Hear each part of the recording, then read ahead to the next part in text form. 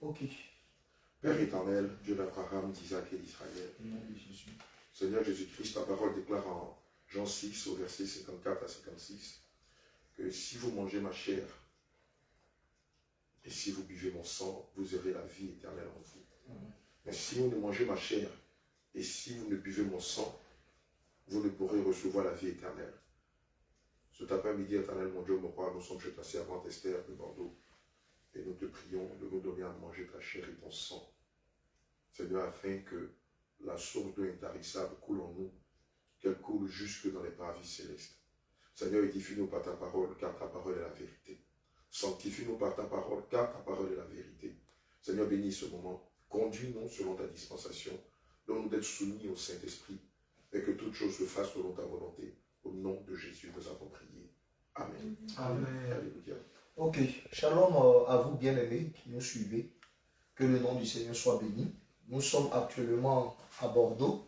Bon, moi, est-ce qu'on peut avoir la précision là? C'est quoi? C'est 1 rue, 2 rues ou c'est quoi? Précision. 22 rue Camille Momé. Voilà, 22 rue Camille Momé, Bordeaux. 33 520. Voilà, 33 520 Bordeaux. Bruges. À Bruges. Ah, ok, soyons bénis aussi dans le nom de Jésus. Donc là, vous avez les hommes de Dieu. On est toujours en plein pied dans la croisade. Et c'est autour de Bordeaux. Bien avant de continuer, nous allons prendre le soin de présenter les hommes de Dieu ainsi que les servants de Dieu présents sur le plateau. Voilà, je vais commencer en l'occurrence par notre dévancier, notre Père dans la foi. On a l'apôtre Abraham. Que le nom du Seigneur soit béni. Shalom, shalom, peuple de Dieu, que la grâce de notre Seigneur vous soit multipliée par 100. Amen. Bon, juste à ma droite, et il faudrait que je revienne un peu en arrière pour qu'on puisse voir l'homme de Dieu. On a aussi notre Père, notre dévancier, l'évangéliste Élie. Shalom, shalom, peuple de Dieu, que le Seigneur bénisse. Alléluia. Tu veux que je me déconcentre. Shalom, peuple de Dieu, que le Seigneur. Bien aimé, comprenez, c'est juste pour rire et puis aussi pour permettre à tout le monde de se détendre. C'est ça la joie avec le Seigneur, Jésus-Christ de Nazareth. Il y a aussi notre frère qui nous a accueillis au niveau de la gare de bus. Tout à fait. Voilà, il va se présenter. On a notre bien-aimé frère Nathan de l'église de Bordeaux. Shalom, que le Seigneur vous bénisse. Amen. Tout en face de moi, j'ai notre charmante maman, notre maman Esther de Bordeaux. Amen. Pour ceux qui la connaissent, vous la voyez tout le temps dans les commentaires. Jésus, Jésus. Alléluia, Jésus, Jésus.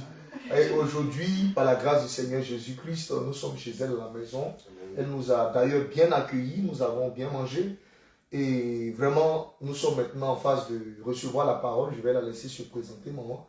Mais avant qu'elle ne se présente, je veux signifier que Maman Esther de Bordeaux est une fervente défenseuse de la saine doctrine sur les réseaux sociaux. Alléluia. Amen. On voit qu'elle donne du coude, elle donne du poing, elle tape sur la table.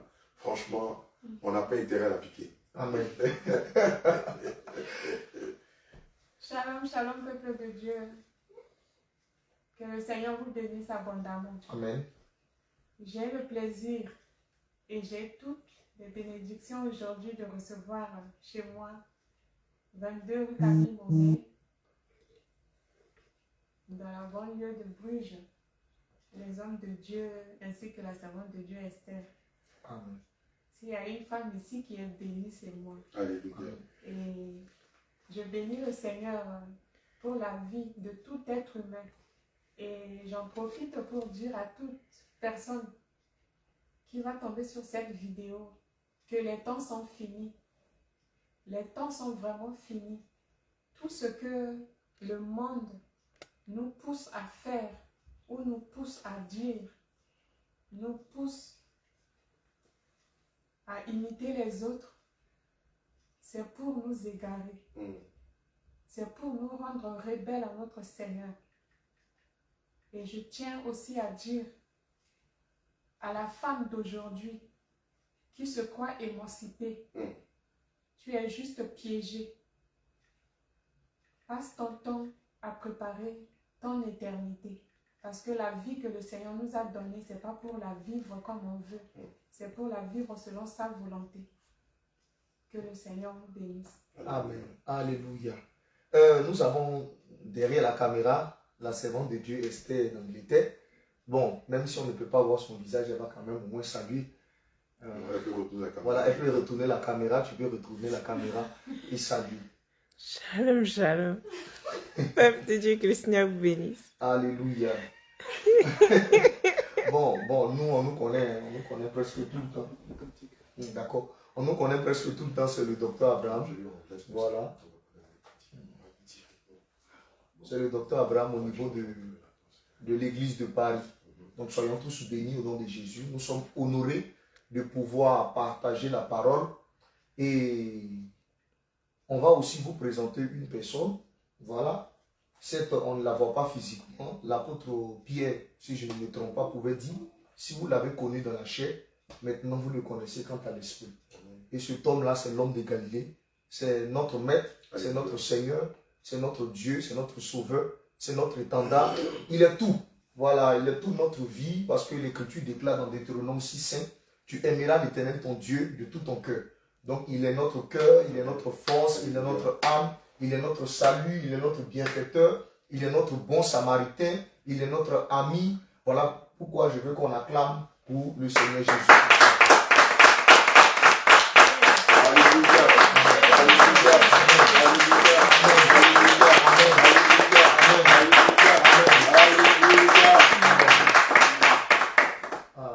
Bien-aimés, vous assistez à un temps de partage de la parole. J'aimerais rappeler à quelqu'un que l'Écriture déclare en ces thèmes. Lorsque Élisabeth vit Marie, elle dit, tu es bénie et le fruit de ton entraille est béni. Mais elle lui a dit quelque chose de vraiment qui touche un peu, qui frappe un peu à l'œil. Elle dit, tu es bénie entre toutes les femmes. Alors que lorsque je regarde Marie, je sais de voir un peu sa lignée, son vécu. Marie n'avait pas vraiment de grands biens, n'était pas une femme aussi riche. Elle n'avait pas de grandes plantations et à leur temps vraiment un bétail assez énorme. Mais pourquoi cette femme peut lui dire, tu es bénie entre toutes les femmes? Et nous avons compris que la véritable bénédiction de Marie, c'était l'enfant qu'elle avait en elle. Et ce fils-là, aujourd'hui, selon 1 Jean, je crois, chapitre 5, on dit, celui qui a le fils, il a la vie. Et le fils, il sait quoi? L'apôtre Paul nous soutient en disant que il a plu à Dieu de révéler en moi son fils afin que je l'annonçasse parmi les païens. Et le fils, c'est la parole.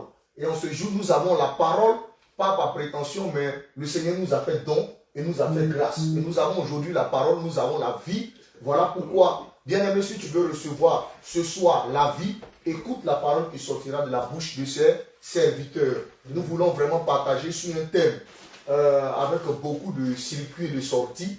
Voilà le thème de l'éducation. Donc les hommes de Dieu, nous allons vous laisser la parole et nous voulons vraiment être enseignés et être éclairés afin que la ténèbre qui est ici en Europe puisse être dissipée concernant l'éducation au nom de Jésus-Christ de Nazareth. Amen. Alléluia. Amen. Peuple de Dieu, que le Seigneur Jésus vous bénisse richement. Lorsqu'on lit le livre de Deutéronome 29, la parole de Dieu déclare en ces termes que les choses cachées sont à l'Éternel notre Dieu et les choses révélées sont à nous et à nos enfants à perpétuité. Amen. Nous qui marchons dans les lois de l'Éternel. Bien-aimés, aujourd'hui, le Seigneur nous a fait la grâce de nous révéler ce qui est caché. Nous sommes ici en Europe et comme je le dis souvent, le constat est amer. La facture est très salée. De quoi il s'agit? Nous avons fait une sorte de constat. On en parlait tout à l'heure en offre. On s'est dit pourquoi ne pas vous partager cette sorte de constat-là. Et ensuite, à la sorte de cet échange-là, toucher le point de prière qui, ma foi, pourra aider à changer la donne. Il s'agit de quoi exactement? Lorsqu'on lit Proverbe 22, verset 6, la parole de Dieu déclare en ces termes, « Instruis l'enfant selon la voie qu'il doit suivre. Ainsi, quand il grandira, il ne s'en détournera pas. » L'homme de Dieu vient d'ouvrir le bal en signifiant que la thématique qu'on va aborder cet après-midi est celle-ci. L'éducation à l'européenne qui contraste avec la parole de Dieu, qui contraste avec les valeurs que Christ nous a recommandé d'enseigner à nos enfants. Amen. Est-ce que ces valeurs-là, est-ce que l'éducation qu'on voit, qu'on connaît aujourd'hui ici en Europe est conforme à la parole de Dieu? Est-ce que la façon dont on éduque nos enfants, est-ce que la façon dont nos enfants en Europe se comportent peut leur donner le droit d'avoir accès au ciel? Voici quelques questions sur lesquelles nous allons épiloguer et ensemble mettre le doigt là où ça fait mal. Et aussi, pourquoi pas, selon la parole de Dieu, apporter des solutions et qui, ma foi, nous le croyons fermement, pourront changer la démarche que plusieurs de vos enfants sont en train d'emprunter aujourd'hui. Alléluia. Amen. Amen. Prenons ensemble le passage de Lévitique 19, verset 32. Lévitique, bien aimé, j'aimerais encourager chacun à prendre sa Bible à la maison. Lévitique 19, le verset 32. Nous faisons la lecture de la parole du Seigneur. Donc on va attendre que tout le monde soit à ce niveau-là. C'est bon, vous y êtes? Nous y sommes. Lévitique 19, verset 32. Tu te lèveras. Bon, je vais remplacer par enfant. Enfant, tu te lèveras devant les cheveux blancs.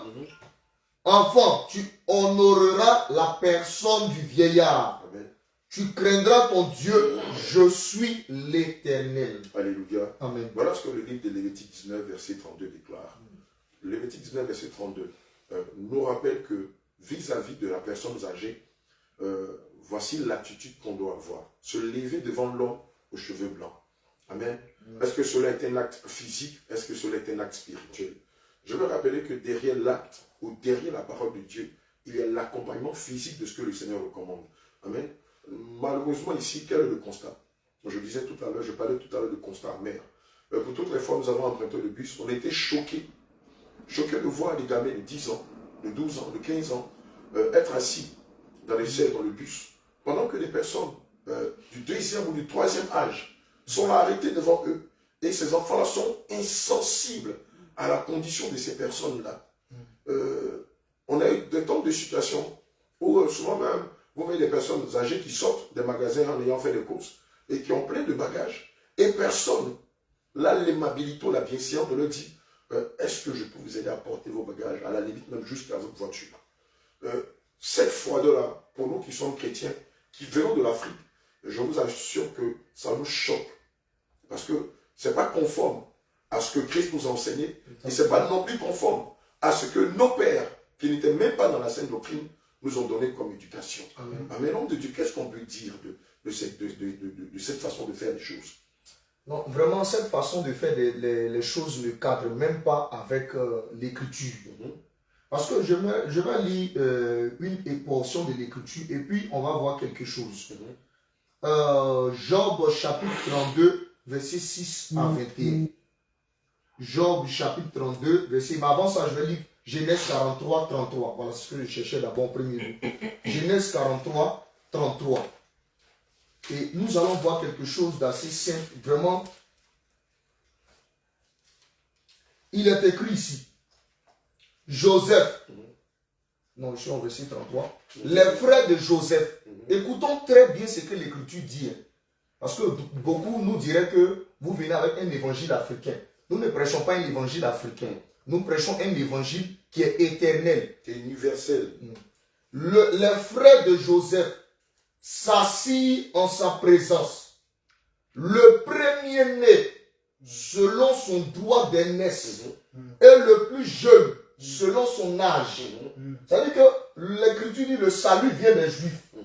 Regardez comment même dans les Écritures, l'éducation est prônée, le respect des aînés est prôné. Même pour s'asseoir, un plus jeune s'assoit selon son droit d'aînesse, un plus âgé s'assoit selon son droit d'aînesse. Mais aujourd'hui, en Europe, c'est renversé. Donc, ça veut dire que l'éducation à la européenne, ou bien quoi, l'éducation selon le français, ou bien toute l'Europe, c'est une éducation qui va contre la parole du Seigneur. Or, tout ce qui va contre la parole du Seigneur, c'est la mort et il y a des malédictions derrière ce genre de choses. Et même quand on voit Job 32, on va aller là-bas encore. Il y a tellement de versets, Job 32, verset 6 à 21. Je crois qu'on ne va pas tout lire, on va sauter certains, Job 32. On ne pas rendre la lecture longue. Job 32, verset 6. Voilà. Je vais lire seulement à partir du verset 4. Je vais commencer le verset 4. Comme ils étaient plus âgés que lui, Elihu avait attendu jusqu'à ce moment pour parler à Job. Donc, ça veut dire qu'il était assis avec des personnes âgées. Il ne peut pas ouvrir la bouche. Ça, ce n'est pas l'Afrique, hein? C'est la Bible. Alléluia. Il ne peut pas ouvrir la bouche. Les personnes âgées doivent parler d'abord. Maintenant, quand on lui donne le droit de parler, lui qui est plus jeune, c'est alors que le plus jeune peut s'exprimer. Ça, ce sont les Écritures. Alléluia. Donc, je vais m'arrêter là. Et je crois que les hommes de Dieu vont compléter avec d'autres Écritures, vraiment pour renchérir. Alléluia. L'homme de Dieu dit, tu veux intervenir. Alléluia. Prenons Psaume 119, verset 66. Psaume On 119. va préparer ce passage-là. Quand on regarde l'histoire de l'Europe, il y a 2 ou 3 décennies, cette façon de faire n'existait pas.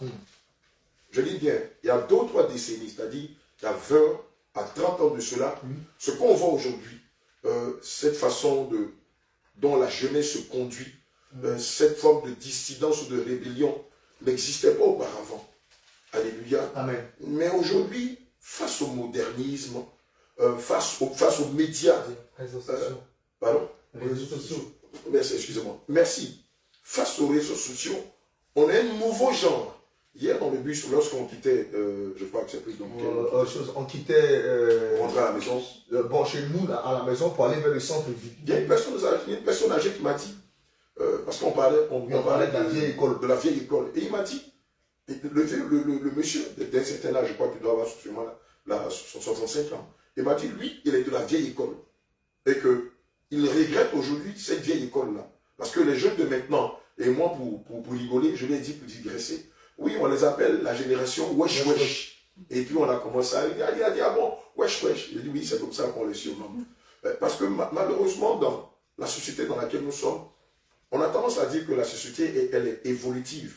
Mais on constate qu'elle évolue pour régresser. Alléluia. Exactement. Elle ne évolue pas pour acquérir de bon sens, pour acquérir de la bienséance, mais elle évolue en régressant. C'est à quoi que cette évolution a fait beaucoup plus de mal à la société qu'elle ne devrait faire du bien. C'est pourquoi je voudrais qu'on lise Psaume 119, verset 66. Psaume 119, verset 66. Amen. Enseigne-moi le bon sens et l'intelligence, Alléluia. car je crois à tes commandements. Amen. Enseigne-moi le bon sens et l'intelligence, car je crois. À ton commandement. Amen. L'année dernière, quand je suis arrivé cette année, j'ai vu des frères, des mères, des pères qui étaient dépités par le système en Europe. Dépités pourquoi? Parce que le système a pris sur lui de détruire l'éducation de leurs enfants. Parce que le système a veillé à phagocyter leurs enfants et a fait des monstres devant les pères. Exactement. J'ai été choqué de voir les mères qui pleuraient devant moi, toutes désarmées, parce que le système leur arrachait leurs enfants. Et pourquoi est-ce que le système leur arrachait leurs enfants? Juste parce que ces parents-là tentaient de donner une éducation qui est conforme à la parole de Dieu à leurs enfants. Entre autres, la sévérité, l'austérité, entre autres, la fessée quand l'enfant agit mal. Mais qu'est-ce qui s'est passé? Ces enfants-là, poussés évidemment par le système scolaire, par le système, par d'autres systèmes, ont poussé ces enfants-là à lui porter plainte contre le père. Et à défaut de voir ces parents-là jetés en prison, on leur a, sans toute forme de procès, arraché leurs enfants. Vous imaginez, sois fortifié, alléluia. Vous imaginez quelqu'un qui veille, parce que l'éducation qu'on donne à nos enfants, c'est quoi? Quel est le but? C'est de les prémunir de ce monde de requins, de ce monde méchant qu'il y a dehors. C'est pourquoi le Seigneur nous demande d'être prudents comme les serpents et aussi, voilà, simples comme des colombes. Parce que nous savons que, comme le dit la Bible, les temps sont mauvais. Et aujourd'hui, le monde, la rue ne peut rien apporter à nos enfants. Le système éducationnel, je suis désolé de le dire, ne peut rien apporter de bon. Oui, c'est vrai. Nous faisons la promotion des études. Nous demandons aux enfants d'aller à l'école, mais aussi d'éviter cette forme d'éducation qui leur demande de changer de sexe. C'est parce que la loi de Moïse nous enseigne. Normalement, celui qui doit recevoir la main droite, c'est l'aîné. Celui qui doit recevoir la main gauche, c'est le plus petit. Donc, ça veut dire que là encore, il y a le respect. On prend même le cas de Laban. Lorsque Jacob allait chez Laban pour aller retrouver une femme, on dit ici, selon notre coutume, il n'est pas bien séant que la cadette se marie avant l'aîné. Pas qu'aujourd'hui, si une cadette se marie, non, c'est grâce. Mais c'est pour juste tabler sur le cadre du respect. De la C'est-à-dire que discipline, de la discipline, de l'ordre, l'éducation. de l'éducation. Et c'est comme cela que les choses fonctionnent, même dans les Écritures. C'est comme cela que les choses fonctionnent dans l'Écriture. Mais regardez Dieu. Dieu fait Adam, Dieu fait Ève ensuite. Mais pourquoi Dieu n'a pas parlé à Ève? Parce qu'il est dans l'ordre. Tout à fait. Il parle au premier. Et quand l'apôtre Paul reprend l'Écriture, il dit que Adam a été fait premier, la femme ensuite. C'est bon. Donc c'est dire que c'est l'aîné qui doit enseigner le cadet. Mhm. Mais malheureusement, les lois sont biaisées. Tout est renversé ici en Europe. Et les gens vont contre les Écritures. Or, quand tu vas contre les Écritures, c'est aller contre Dieu. Tout à fait. Or, s'opposer à Dieu, c'est s'exposer à la mort. Alors, si tu t'exposes à la mort, quelle est la conséquence? Quelle est la sentence qui t'attend? Voilà pourquoi nous, en tant que sentinelles, Dieu pouvait dire à Ézéchiel, toi qui es établi sentinelle sur mon peuple, si tu vois venir le danger, il faut crier. Donc ce soir, nous sommes en train de crier. Notre cri, là, c'est d'annoncer l'évangile pour que, selon Ésaïe 58, les hommes puissent se repentir. Alléluia. Que le nom du Seigneur soit béni. Amen. Je voudrais qu'on lise une portion des Écritures. Amen. Le Proverbe 22, Proverbe 22, verset 30. verset 30. Alléluia. Proverbe 22, verset 30. Je voudrais que ce soit la servante de Esther qui lit ce passage-là, s'il vous plaît. Verset 30. Il n'y a pas verset Je vois. Et dans cette version, il n'y a pas 30. Il n'y a pas trop. D'accord. D'accord, donc Voilà. Deutéronome 23. J'ai dit quoi? Deutéronome 22, non? Tu as pris Proverbe 22. Non, prenez plutôt Deutéronome 22, verset 30. En Deutéronome 22. Voilà. Deutéronome 22, verset 30. verset 30. Je lis la parole du Seigneur avec respect. Nul ne prendra la femme de son père et ne soulèvera la couverture de son père. Regardez ce que les Écritures nous révèlent en Deutéronome 22, verset 30. Nul ne prendra la femme de son père et nul ne soulèvera la couverture de son père. Amen. Amen. Alors, on va mettre de côté, nul ne prendra la femme de son père. On va se concentrer sur et nul ne soulèvera la couverture de son père. Mais ça veut dire quoi? Soulever la couverture de son père. Ça lui manque de respect. Exactement. C'est élever la voix sur lui. C'est tenter de lui porter, mais ou même voir de lui porter. Mais aujourd'hui, le système en Europe dit quoi? Lorsque votre père a atteint un certain âge, les maisons de retraite ont été créées pour les absorber. Mais le but, c'est quoi? Tout ce système-là, toutes ces lois, ces décrets qui sont prises, ça et là, quel est le but? C'est de placer les enfants de Dieu sous le sceau de la malédiction. Quand les systèmes sociaux, quand les systèmes éducatifs disent aux enfants, voici tes lois, voici tes prérogatives, voici les limites de tes parents, c'est pour pousser l'enfant à se rébeller contre son père ou contre sa mère. Exactement. Mais un enfant qui se rébelle contre son père et sa mère, regardez le déclin. Regardez comment l'enfant va péricliter. Mais l'enfant, dans la succession du temps, finit par connaître bon nombre de malédictions. La drogue, l'alcool, la dépression et beaucoup d'autres choses. Et c'est pourquoi vous allez constater qu'en Europe, contrairement en Afrique, quoique l'évangile n'est pas un évangile africain, il y a beaucoup plus de dépressifs, beaucoup plus de personnes qui sont oppressées en Europe qu'en Afrique. Parce qu'en Afrique, quoique tout le monde n'est pas fidèle à cette doctrine, mais ces préceptes-là, ou cette façon de faire, continuent d'être jusqu'au jour d'aujourd'hui. Mais nous, on est choqués en tant que serviteurs de Dieu de voir qu'en Europe, des gamins appellent leurs parents par leur prénom. Mais ça ne se fait pas. Même leur sœur. Des gamins appellent leur mère par leur prénom. Mais c'est les valeurs que Christ nous enseigne. Notre Dieu s'appelle Père et Père éternel, quoique son nom c'est Jésus. Mais si déjà, dans les débuts, dans les prémices des Saintes Écritures, Dieu se révèle à nous comme étant Père éternel. Amen. Le Dieu d'Abraham, d'Isaac et de Jacob, qui sont nos patriarches. Le Seigneur nous enseigne par là que l'attribut de Père est de mise. Et donc, du coup, jusqu'au jour d'aujourd'hui, cette façon de faire là doit être. Mais lorsque j'appelle mon Père par son prénom, peut-être que d'aucuns me dira, maintenant, c'est pour éviter les clivages, c'est pour qu'il y ait une certaine complicité. Mais c'est faux. Je peux appeler mon Père Père et lui veillera à ce qu'il y ait une certaine complicité entre lui et moi. Mais dans l'instant où je l'appelle par son prénom, je fais de lui mon égal. Or, naturellement, nous ne sommes pas les échos de nos parents. Ils sont nos parents. Ce sont nos géniteurs. Ils sont là avant nous, selon l'ordre universel que le Seigneur établit. Amen. Mais si ça se limitait qu'à ça, on pouvait dire que c'est tolérable. Mais lorsque l'enfant, sans frapper, rentre dans la chambre de son père, voit stabilité. Lorsque l'enfant, point oui, point non, rentre parce que le père peut-être a élevé le ton sur lui parce qu'il s'est mal conduit, va à la police, porte plainte contre ses parents ou appelle la police. Et la police débarque. Et on arrête le père devant les enfants et on l'emmène au commissariat. Et on va même jusqu'à le garder à vue. Seigneur. Mais il y a un problème. Le système éducatif en Europe, excusez-moi de le dire, il est un gros problème. C'est des choses que le Seigneur interdit formellement. Amen. Les choses de famille se règlent en famille. Amen. Et non pas devant le commissaire, et non pas devant les lieutenant de police, et non pas devant un juge ou devant un procureur. Combien de personnes ne se sont pas fait arracher leurs enfants parce qu'ils ont donné la fessée à leurs enfants, parce qu'ils leur ont manqué de respect. Vous en pensez sur assistance sociale. Famille d'accueil. Mais bien sûr, mais quel est le but derrière? Détruire la semence d'Israël. Mais ça n'a pas commencé aujourd'hui. Non. À la naissance de Moïse, qu'a fait Pharaon? Ah. À la naissance de Moïse, qu'a fait Pharaon? Donner la mort aux enfants depuis l'âge d'un jour jusqu'à 2 ans. Mais ce fut le cas aussi avec Hérode le Grand, lorsque le Seigneur Jésus est né.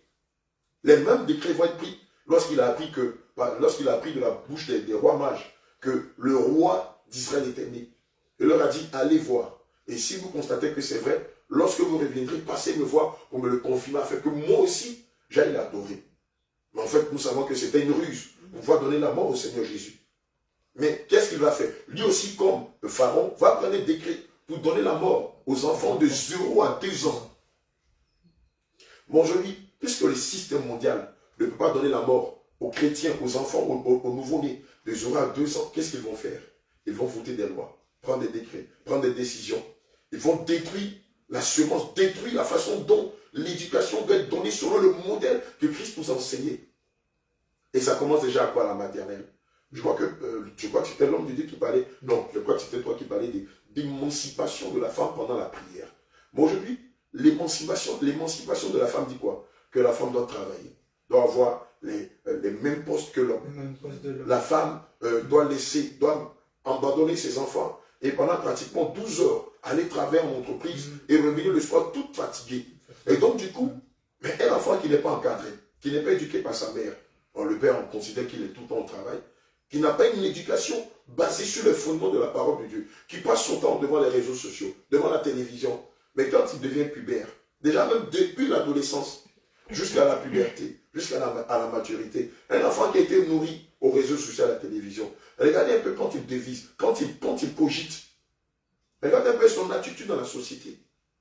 Mais si aujourd'hui, le cœur des Européens est endurci et fermé à l'évangile, mais c'est parce que le système a veillé pendant au moins 30 décennies à changer l'amour, à détourner l'amour qu'ils avaient pour Christ. Et donc, ils ont été égorgés, comme Hérode qui a donné la mort à des enfants de 0 à 2 ans, comme Pharaon qui a donné la mort à des enfants de 0 à 2 ans. Ils se sont arrangés depuis la maternelle. Et aujourd'hui, vous voyez, c'est pourquoi on est choqués. Mais ça n'a pas commencé aujourd'hui.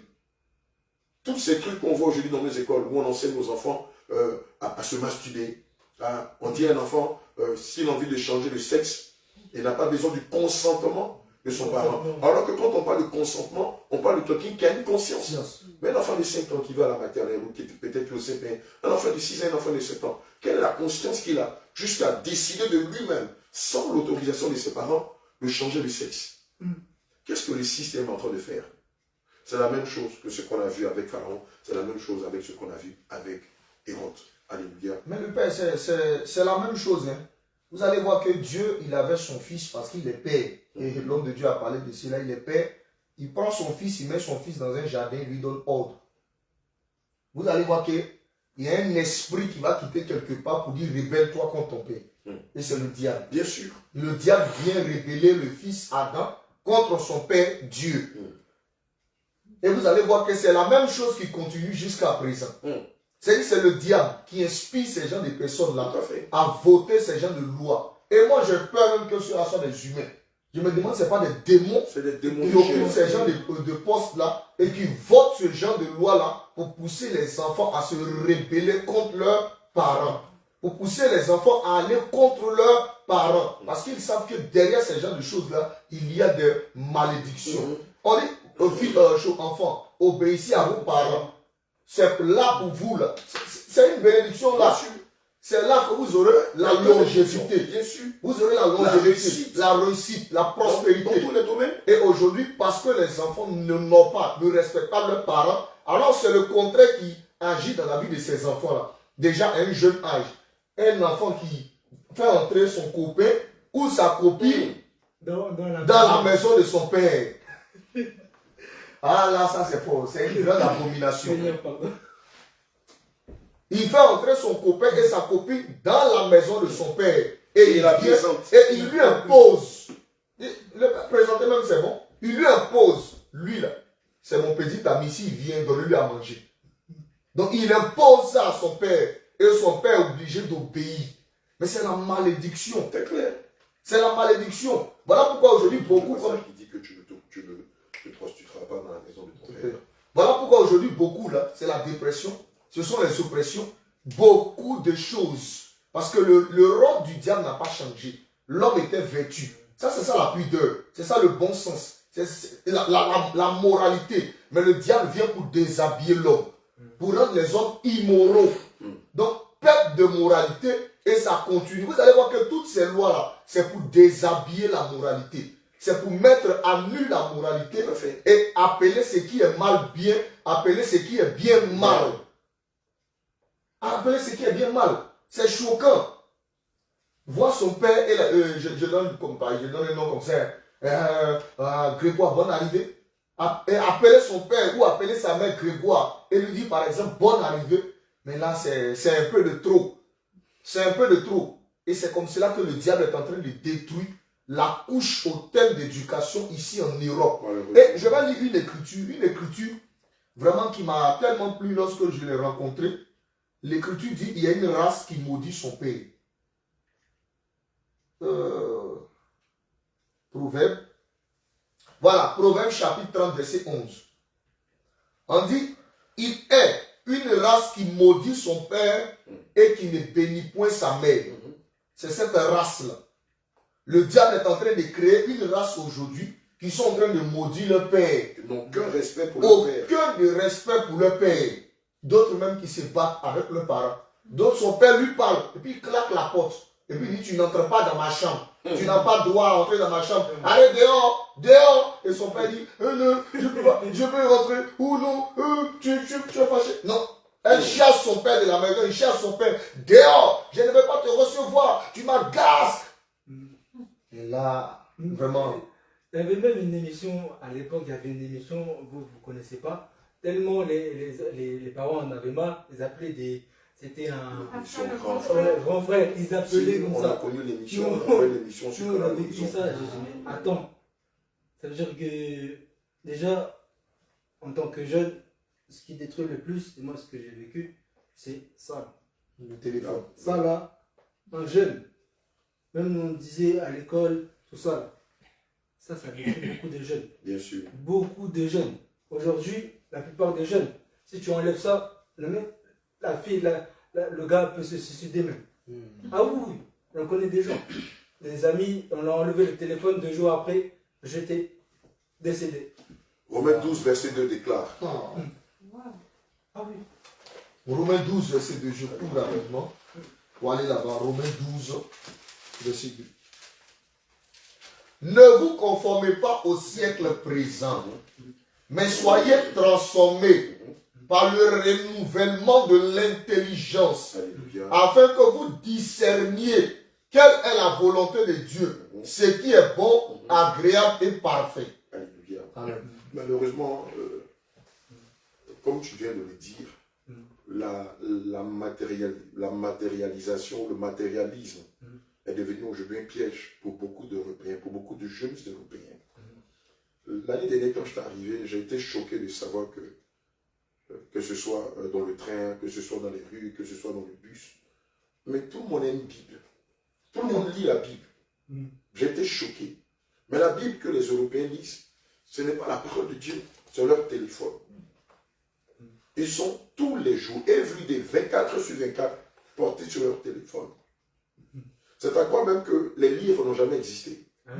C'est ce matin que j'ai vu quelqu'un lire dans le bus quand on quittait Toulouse, notre voisin de droite, qui lisait un livre. Mais sinon, tout le monde est porté sur son téléphone. 24 sur 24, sur TikTok, sur Facebook, et sur YouTube, Snapchat, et tout ça, sur Instagram, merci, sur Snapchat. Mais quelqu'un qui se nourrit à de telles choses, mais évidemment, il ne peut rien comprendre dans la science de Dieu. Il ne peut rien comprendre dans la parole de Dieu. Parce que lui, son Dieu, c'est Mammon. Ou son Dieu, c'est Légion, le près de ce monde. Et donc, il lui est difficile de comprendre la science de Dieu. Parce que lui a toujours vécu dans le virtuel. Et c'est pourquoi on entend dire, non, moi je suis un athée. Ou moi je suis cartésien. Mais quelqu'un qui vit dans l'athéisme, quelle est l'éducation qu'il donne à ses enfants? Mais évidemment, le réveil de la médaille, c'est ce que tu viens de dire. Mais puisque on n'a pas nourri les enfants à la crainte de Dieu, on n'a pas pris la peine d'avoir une communion avec les enfants, dans la prière, dans beaucoup de choses qui tournent tout autour de Dieu. Mais ça fait que quand les enfants grandissent, le diable qui règne en eux, à un moment finit par se réveiller. Et ces enfants-là deviennent des monstres pour leurs propres parents. Mais pour nous qui sommes chrétiens, je l'ai dit d'entre deux jours, on est choqués de savoir que vous avez des parents qui atteignent un certain âge, qui atteignent le 3e âge, et les enfants vont les jeter dans une maison de retraite. Oui. Parce que le père est devenu chiant. Or, Jacob a vécu avec tous ses enfants. Et ce sont ses enfants qui l'ont enterré. Pour le passage qui dit que celui qui a abandonné la foi, celui qui a abandonné sa famille, celui qui n'a pas soin des siens. Voilà. Alléluia. Mais malheureusement, voici le système dans lequel on est. Le système est fait de telle sorte que quand les personnes atteignent le 3e âge, on leur recommande de se débarrasser d'eux. Aujourd'hui, il y a une autre forme de débarras qui existe, qui ne dit pas son nom, c'est l'euthanasie. Mais c'est grave. Comment on peut demander à des enfants s'ils veulent, ils peuvent donner la mort à leurs parents. Si le parent est malade et il est dans un état comateux, on ne peut pas le guérir. On vous dit, bon, vous avez le choix, vous pouvez soit le laisser comme ça, ou l'euthanasier. Mais c'est des choses qui n'existent pas dans la parole de Dieu. La mort, selon les Saintes Écritures, vient de façon naturelle et non pas de façon préméditée. Et beaucoup ne savent pas qu'en pratiquant cette sorte de façon de choses, de faire, malheureusement, ils sont en train de commettre un crime. Parce que les crimes, ce n'est pas seulement donner la mort de façon préméditée, mais pratiquer l'euthanasie, c'est aussi une forme de crime. Comme un crime à 100 fois. Vas-y, homme de Dieu. 1 Timothée 5, 8. Si quelqu'un n'a pas soin des siens, et principalement de ceux de sa famille, il a renié la foi, il est pire qu'un infidèle. Aujourd'hui, voilà ce qui existe. Et c'est pourquoi en Europe, beaucoup de familles sont déchirées. Les enfants peuvent pendant 10 ans ne pas chercher à savoir ce que devient leur père, ne pas chercher à savoir comment va leur mère. Non, ils sont insensibles à cela. Voici l'image de l'Europe, malheureusement. Et quand on en parle, les gens sont choqués. Mais nous, en tant que sentinelles, nous avons le droit d'avertir le peuple de Dieu. Nous avons le droit de dire aux enfants de Dieu que la voie que vous avez empruntée n'est pas le chemin étroit et la porte resserrée. Qu'elle conduit malheureusement vers le trou béant. Parce que c'est des choses pour lesquelles le Seigneur va demander compte à tous les Européens. Si on n'arrive pas à donner de l'amour à ses parents, mais ce n'est pas étonnant aussi que nous, par revers, demain quand ils seront vieux, que leurs enfants fassent comme eux. Pire même. Parce que malheureusement, l'évolution du monde va à regret, va de façon décrescendo. Alléluia. Amen. Alléluia. Amen. Bien-aimé, j'ai écouté les hommes de Dieu parler et il faut reconnaître que si nous n'étions pas venus ici, il y allait encore avoir beaucoup de choses. Mais je trouve que ce sont les Écritures qui ont raison. Et le Seigneur n'a fait que répéter, n'a fait que confirmer que sa parole est la vérité. Pourquoi je dis cela? Il a dit dans le livre de Luc 17, verset 28, que ce qui arriva du temps de Lot arrivera pareillement. Et le constat, c'est qu'ici en Europe, nous constatons les événements qui sont déroulés du temps de Lot. Alléluia. du temps de Lot, il y a eu un événement qui était tellement grave que même du plus petit jusqu'au plus grand, ils étaient tous dans les pratiques abominables. Alléluia. Ils étaient dans les pratiques abominables. Mais ce n'était pas une excuse pour l'autre, étant dans ce pays où l'immoralité, où l'éducation était biaisée, où il y avait toutes ces choses. Mais cela n'a pas donné une occasion à l'autre de ne pas instruire ses enfants. Donc je trouve que aussi, les parents ne doivent pas prendre ce prétexte, ce système-là, prendre ce système-là et trouver qu'un prétexte. Alléluia. Prendre ce système-là et donner cela comme un prétexte pour dire que nous sommes dans un monde où c'est gâté. Moi, je vais rappeler aussi à chaque parent pour dire que si Lot a pu instruire ses enfants, étant même à Sodome et Gomorrhe, et jusqu'à conserver ses filles en tant que vierges, parce qu'elles étaient vierges dans ce pays, à Sodome et Gomorrhe, je pense que les parents aussi peuvent le faire. Mais comment? Alléluia. Ils peuvent le faire en remettant, parce que le Seigneur dit que la prière, dans le livre de Jacques 4, que la prière du juste a une grande efficacité. Alléluia. Le système qui est là est fait pour détruire les enfants, est fait pour détruire. Mais à nous aussi de nous lever par la prière et aussi par, comme l'homme de Dieu l'a dit, par des prières à la maison et par l'éducation. Parce qu'on ne va pas s'adapter au système. On ne va pas dire comme le système est là. Nous allons chercher des voies et moyens pour contourner ce système et essayer d'aller contre, essayer de contourner ce système pour ne pas que les enfants restent à la dérive. Parce qu'il y a une lourde responsabilité. Ces enfants, le Seigneur aussi peut demander compte. Parce que ces enfants nous ont été prêtés, dont nous aussi nous allons rendre compte de ce que nous faisons avec les enfants. Donc c'est pourquoi le Seigneur dit dans le livre de Proverbes 26 que instruire l'enfant selon la voie qu'il doit suivre. Parce que c'est le devoir du Père d'instruire l'enfant. Cette parole ne concerne pas seulement les gens de l'Afrique. Cette parole concerne l'Europe, concerne toute la planète Terre, concerne toute la planète Terre. Donc le devoir de chaque parent, en tant que qui est dans la sainte doctrine, son devoir, ce n'est pas ne pas laisser le système le dominer, mais d'aller, de trouver des voies et moyens et de contourner le système pour que les enfants là soient instruits selon la voie de Dieu. C'est pourquoi le Seigneur dit aussi qu'il n'y a pas une preuve qui t'est survenue qui soit au-delà de tes forces. C'est-à-dire que malgré que le système est posé là, mais il y a des solutions pour contourner ce système-là, pour que ces enfants-là se conforment à la parole de Dieu. Je ne dis pas que c'est facile, alléluia, mais le Seigneur donne des images, comme l'affaire de Lot, alléluia, l'affaire de Lot avec ses enfants. Quand même que Lot avait plusieurs enfants, il y en a d'autres qui étaient adaptés au système, mais il y en a d'autres qui n'ont pas pu s'adapter au système, parce qu'on voit dans les Écritures, Lot a dit que j'ai 2 filles vierges qui sont dans la maison, si vous voulez, je peux les faire sortir, laisser les étrangers là, je vais faire sortir ces 2 filles vierges. Donc ce qui veut dire que Lot a pu conserver ses enfants jusqu'à ce que, parce que quand on parle de virginité, c'est-à-dire que c'était des gens qui étaient purs, qui étaient hors, qui n'avaient pas été touchés par le système. Parce que selon les Écritures, tous les enfants qui étaient venus à la porte de Lot étaient touchés par le système. Parce qu'il est dit dans les Écritures, dans le livre de Genèse, Genèse chapitre 19, verset 11. Genèse 19. Genèse 19, 11. Je couvre d'abord rapidement. Genèse 19, 11. Il est écrit. Même tu peux lire à tout verset 10. Verset 10. Oui. Les hommes étendit la main. Oui. Fit rentrer l'autre vers eux dans la maison. Oui. Et fermait la porte. Oui.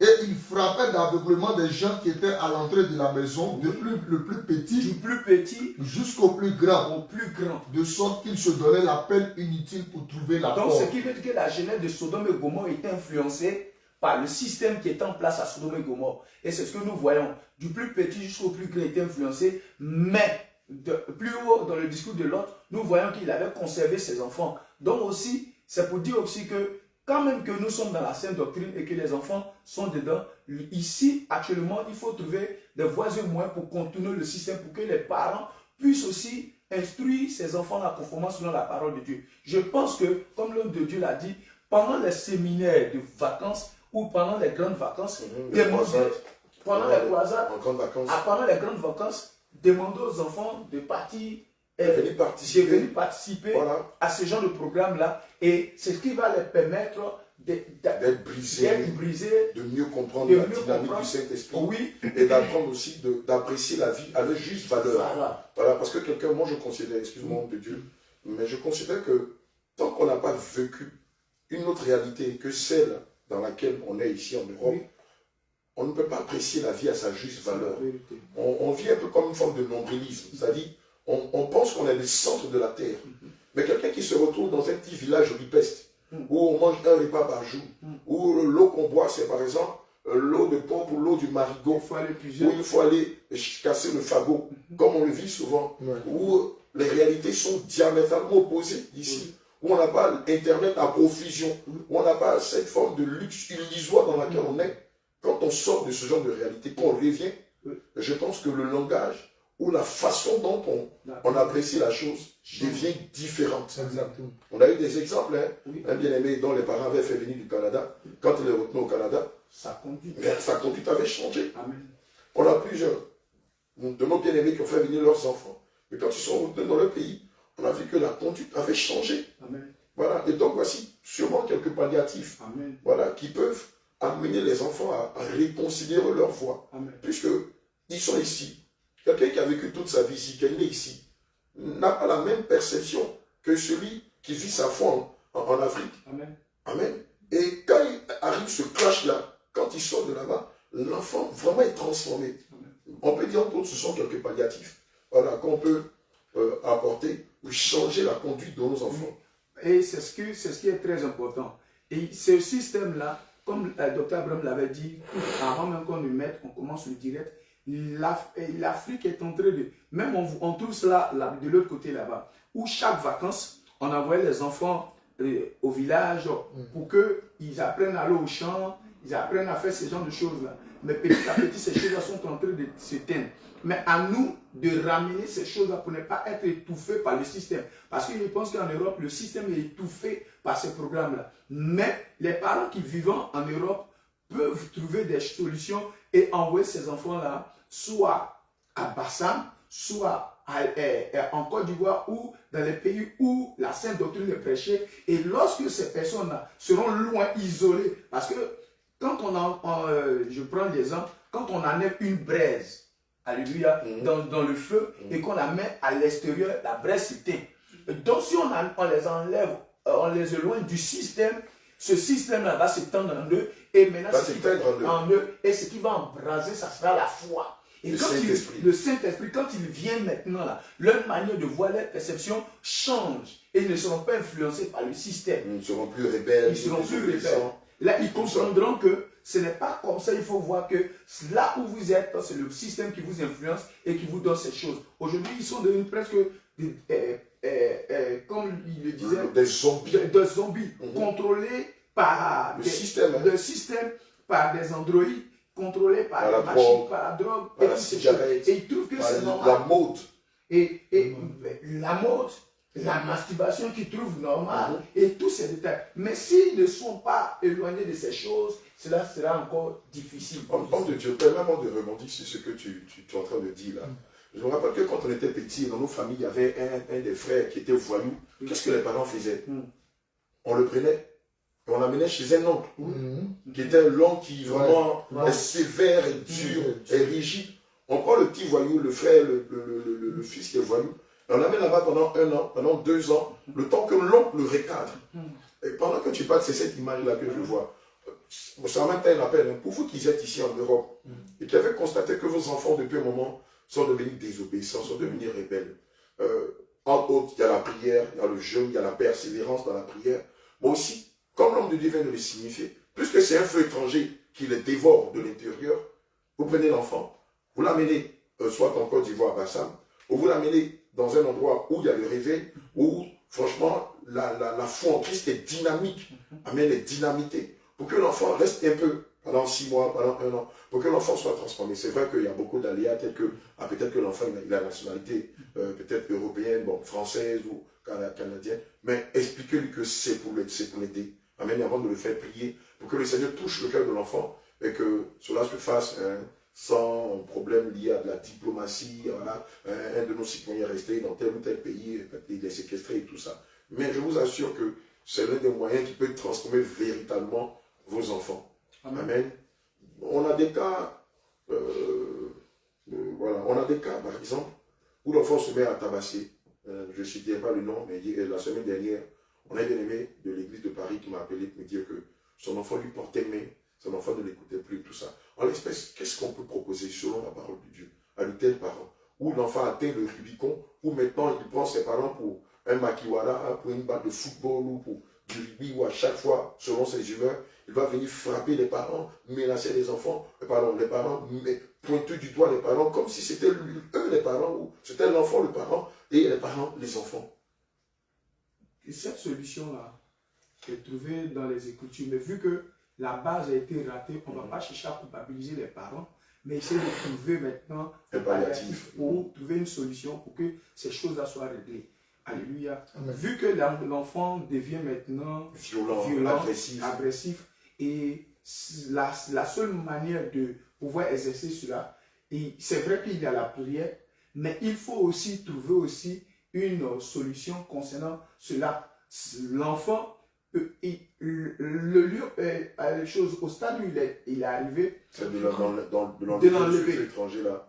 Voilà, de l'enlever de ce feu étranger, trouver un moyen. S'il y a lieu, les parents prennent des billets d'avion pour un moment de congé, retourner et aller sur Bassam ou arriver là-bas. Et lorsque les parents sont là-bas, ils préparent le billet d'avion de sorte que le billet d'avion ce soit un aller sans retour. Un aller pour l'enfant sans retour pour un temps.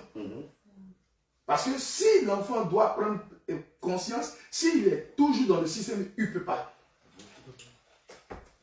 Étant dans le système, il ne peut pas. Pour que le système là soit, ce vénin là, s'arrête en lui, il faut qu'il s'éloigne du système. Mais homme de Dieu, en disant ça, l'Éternel lui aussi fonctionne ainsi. Amen. Dans le livre de Juges, j'ai un peu oublié le chapitre avec précision. Quand les enfants d'Israël se rebellent contre Dieu, il les prend et puis il les livre entre les mains des Philistins. Des païens, voilà. Il les livre. Et l'Écriture dit que c'est l'Éternel qui les a livrés. Et quand ils subissent la répression, quand ils subissent des corsets, et des corvées plutôt, même on le voit avec Nebuchadnezzar, c'est Dieu avait déjà prophétisé. Tout à fait. Il a vu Nebuchadnezzar expliquer Nebuchadnezzar comme un aigle, un oiseau qui vient d'un vol rapide. Et plus tard, on voit qu'Israël va être assujetti par Nebuchadnezzar, toute sa troupe.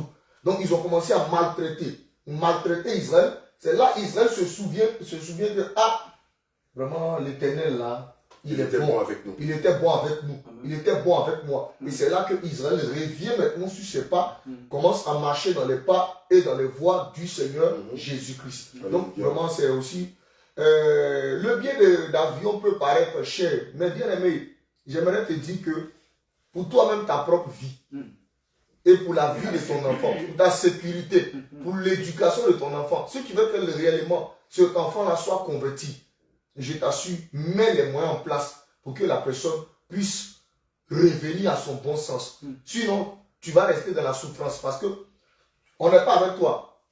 Quand l'enfant te tabasse, les coups que tu subis, on n'est pas avec toi. Peut-être les frères te diront sois fortifié, mais au moment où on dit sois fortifié, il y a la dent qui est arrachée, il y a la tête qui est peut-être en train d'enfler, il y a toutes ces genres de choses-là. Donc, il y a, je crois que la fois dernière, il y a une maman qui expliquait une histoire là, où il y a un jeune homme qui a envoyé une jeune fille en Europe et elle a commencé à entrer dans le système. Il n'a pas parlé, il a fermé la bouche. Il a pris 2 billets d'avion. Il dit d'accord, on va aller passer les vacances. Il n'avait pas menacé. Hein. Quand ils sont allés passer les vacances, il a déposé là-bas. Il dit non, reste avec tes parents. Comme tu ne les as pas vus depuis longtemps, reste avec eux. Et lui, 2 jours après, il s'est retrouvé. Donc la fille appelle, il dit non, hein, tu es entré dans le système, donc tu dois rester là. Voilà. Matthieu 5, verset 9 à 30. Oui, tu voulais intervenir. Oui, je voulais juste dire, bon, par rapport à ce que vous disiez, à l'époque, il me semblait bien que quand le service militaire en France, ou du moins, ou même en Europe existait, les jeunes, là, après le bac, bon, surtout les hommes, étaient forcés de faire le service 1 an ou 2 ans de service militaire. Et beaucoup de caractères qu'ils avaient eu étaient vraiment tués, effacés, éradiqués pendant ces moments-là du service militaire.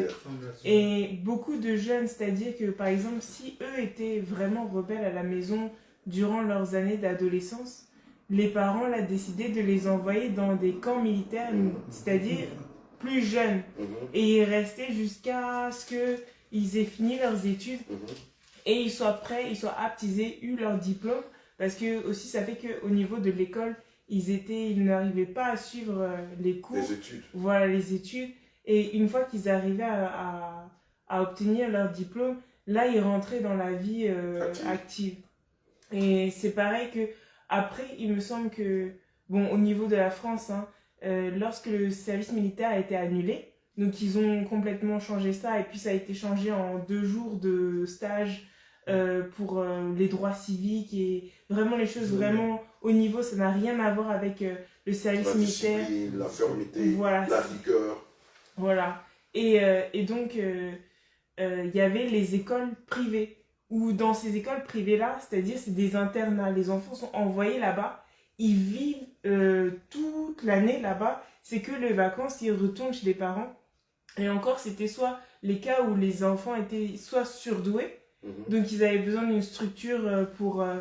c'est pas l'école normale qui pouvait les accueillir, mais c'était des autres types de structures où là, par exemple, ils apprenaient d'autres choses plus à leur niveau. Plus outillés. Voilà. Ou sinon, c'était vraiment pour les cas d'enfants rebelles, désobéissants. Et là, pareil, c'était pour les recadrer. Casser, voilà. Et à chaque fois, c'était dans cette optique-là de les éduquer à la vieille. Une nouvelle éducation. Voilà. Amen. Que le Seigneur te bénisse. Amen. Matthieu 5, versets 29 à 30. 29 à 30. Juste après, tu pourrais intervenir. Ok, si ton œil droit est pour toi une occasion de chute, arrache-le et jette-le loin de toi, car il est avantageux pour toi qu'un seul de tes membres périsse et que tout ton corps entier ne soit jeté dans la géhenne. Et si ta main droite est pour toi une occasion de chute, coupe-la et jette-la loin de toi, car il est avantageux pour toi qu'un seul de tes membres périsse et que ton corps entier n'aille pas dans la géhenne. Alléluia. Amen. Avant que Maman Esther de Bordeaux n'intervienne, je veux rappeler que c'est le Seigneur lui-même qui nous a inspiré ce thème-là, parce que malheureusement, il est récurrent en Europe, dans les îles, aussi au Canada, aux États-Unis, dans beaucoup d'autres pays assez modernisés. Amen. Le système est fait de telle sorte que les enfants sont poussés à se rébeller contre l'autorité parentale. Or, tout naturellement, lorsqu'un enfant se rébelle contre ses parents, il est sous le sceau. Du coup, il est sous le sceau de la malédiction. Il peut réussir socialement, amen, mais il ne connaîtra jamais la paix. Il ne connaîtra jamais la quiétude. Il ne connaîtra jamais le bonheur. Amen. Il peut avoir tous les biens matériels qu'on connaît ici-bas. Mais malheureusement, la paix que donne Dieu, la paix qui provient du Seigneur Jésus, il ne l'aura jamais. Et je crois qu'on l'a cité à un moment de sa vie, puisque le système l'a poussé à se rébeller contre, amen, l'autorité parentale. À un moment de sa vie, il va vivre la même malédiction émanant de ses propres enfants. Et à un certain moment, il va connaître la dépression, l'oppression, la folie. Il va connaître le rejet, l'abandon de ses enfants pour lesquels il se sera battu toute sa vie. Et au soir de sa vie, s'il ne veut pas jouer, ses propres enfants vont veiller à les jeter de sa propre maison pour s'accaparer de ses biens pour lesquels il aura travaillé toute sa vie pour se retrouver en train d'être assisté dans une maison de retraite. Amen. Maman Esther, tu as quelque chose à dire concernant toutes ces choses-là? Concernant toutes ces choses, je vois ce danger-là, ce danger qui frappe nos enfants qui sont nés ici. Et si ce n'est pas la parole de Dieu, c'est peine perdue. Parce qu'avec le Seigneur, on a toujours de l'espoir. Parce qu'il est celui-là qui peut changer. Là où l'homme est limité, lui, il n'est pas limité. Et c'est à ça vraiment que je peux dire que j'ai de l'espoir. Parce que quand je vois mes 2 enfants, par exemple, que j'ai éduqués seuls, et j'étais stricte avec leur éducation. Et je ne m'attendais pas à ce que aujourd'hui, ce que je vis me soit arrivé. Mais j'ai de l'espoir. Certes, ça me fait mal, Et c'est répandu sur tout le territoire. Et c'est en train de propager même. Il y en a qui le prennent pour aller même en Afrique avec. Parce que c'est...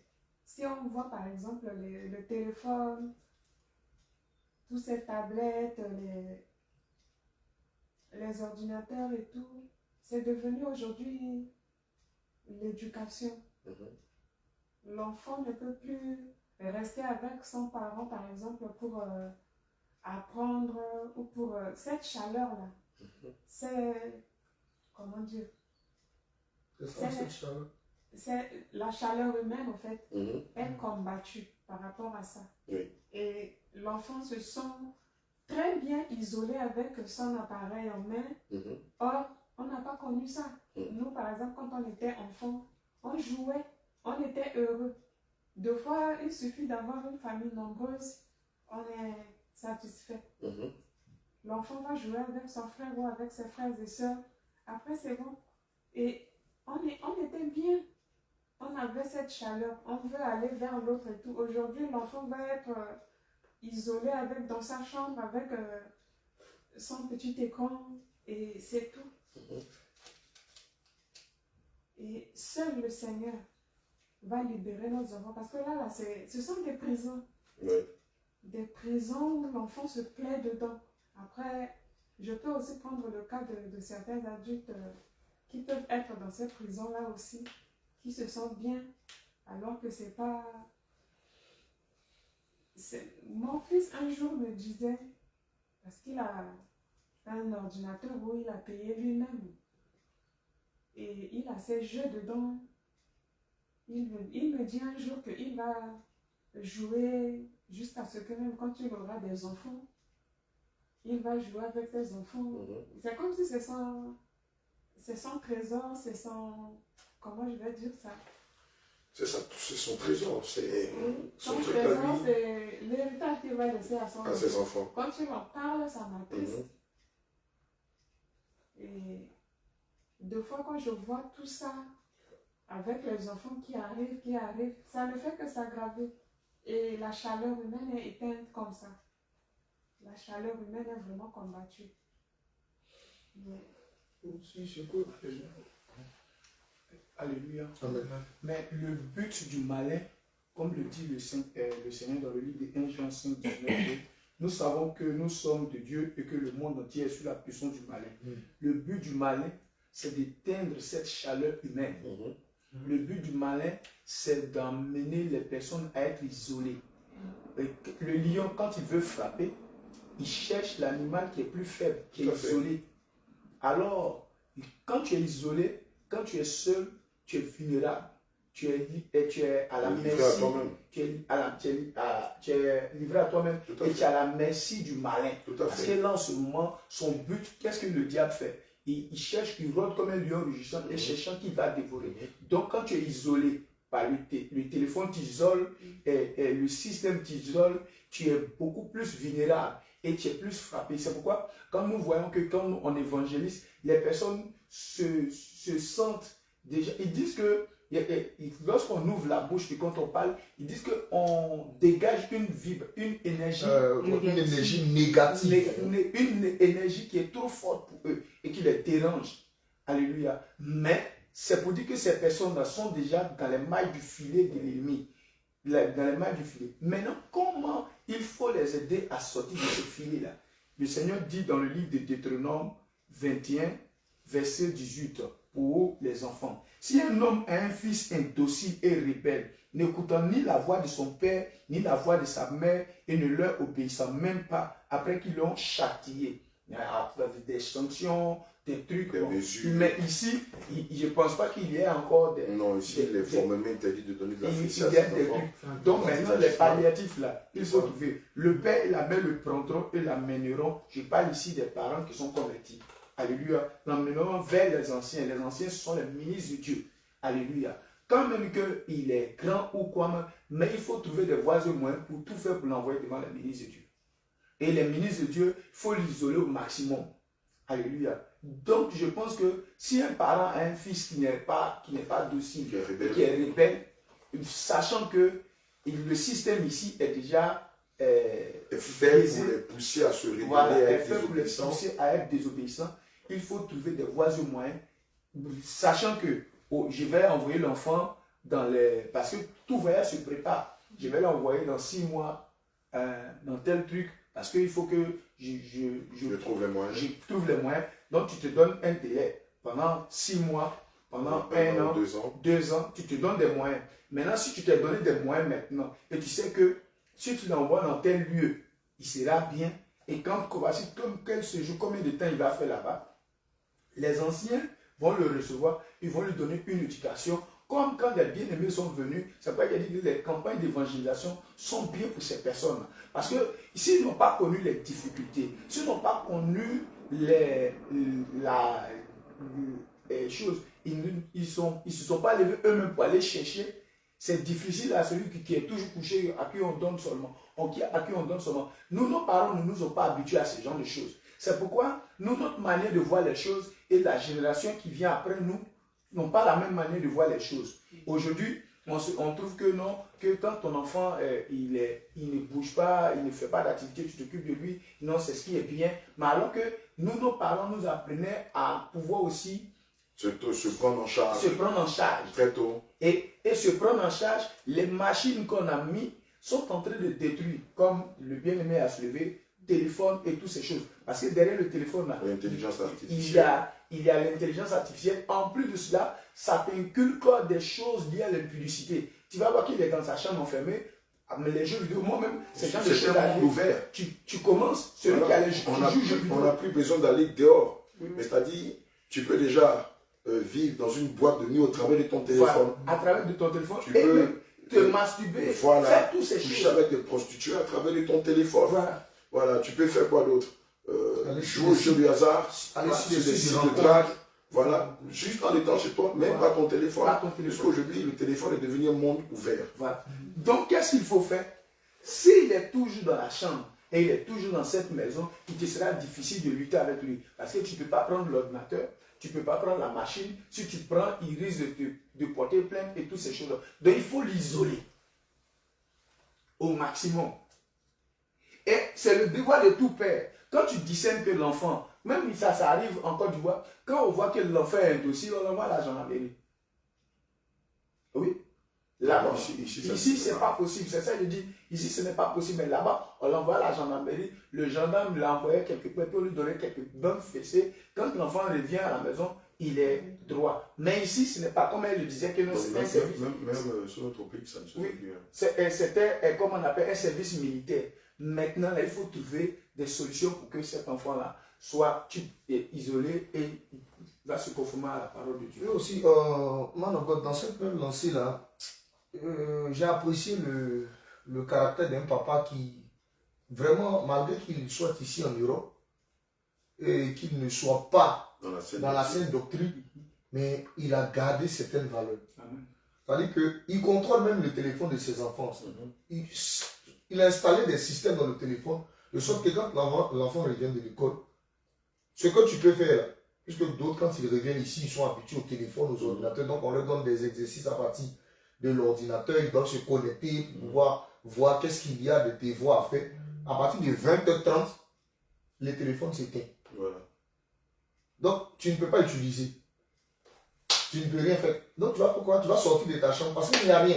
Tu ne pourras rien faire. Donc, tu es obligé de sortir de ta chambre. Donc, il faudrait que ses parents aussi apprennent ces genres de choses. Certes, ils sont de l'ancienne école, mais ils doivent apprendre à manipuler ces genres de choses là pour avoir un contrôle, à mettre des garde-fous sur le téléphone de leurs enfants. Parce que même le Google, le compte Gmail, tu peux créer un compte Gmail pour ton enfant. Il y a cette option-là, il y a deux options. On demande est-ce que tu le crées pour ton enfant. Et quand tu le crées pour ton enfant, il y a certains forfaits que tu peux payer pour surveiller telle chose sur le téléphone de ton enfant. Ce qui fait qu'au moins il y a un contrôle, il y a un suivi. Le code parental, voilà. On va appliquer au téléphone de ses enfants pour éviter qu'il aille sur des sites pornographiques, qu'il tombe dans les sites où on leur apprend la magie, la sorcellerie, tout ça. Et qu'ils deviennent des os dans la gorge de leurs parents. Et puis j'aimerais rappeler aussi aux bien-aimés, aux enfants de Dieu, aux chrétiens, il y a trois aspects dans le combat. Vous allez voir qu'Israël, quand ils sont sortis de l'Égypte, ils ont combattu contre eux-mêmes. Pourquoi ils ont combattu contre eux-mêmes? Parce qu'ils se disaient, mais on avait les concombres, on avait la viande. Donc il y a cette nature en eux là qu'ils devaient combattre. Ça c'est le premier combat. Il y a le second combat, le combat contre les ennemis. C'est-à-dire que tu as combattre contre les démons, combattre contre les principautés, combattre contre toutes ces autorités. Et le troisième combat, c'est le combat contre le système. Si tu n'as pas vaincu ces trois-là, il te sera même difficile d'entrer dans le royaume. Il y a le combat contre le système dans lequel nous nous trouvons. Et aujourd'hui, si on peut avoir peut-être des chrétiens dans les pays arabes, là-bas, ils n'ont pas la possibilité d'annoncer l'évangile, mais le diable, là, il s'arrange de sorte que peut-être lui, de notre côté, c'est ce qu'on voit. Mais ici, c'est une autre façon de faire. C'est le même système, mais c'est d'une autre manière. De sorte que la plus grande difficulté, la plus grande persécution qu'on a ici en Europe, c'est la persécution d'avec le système.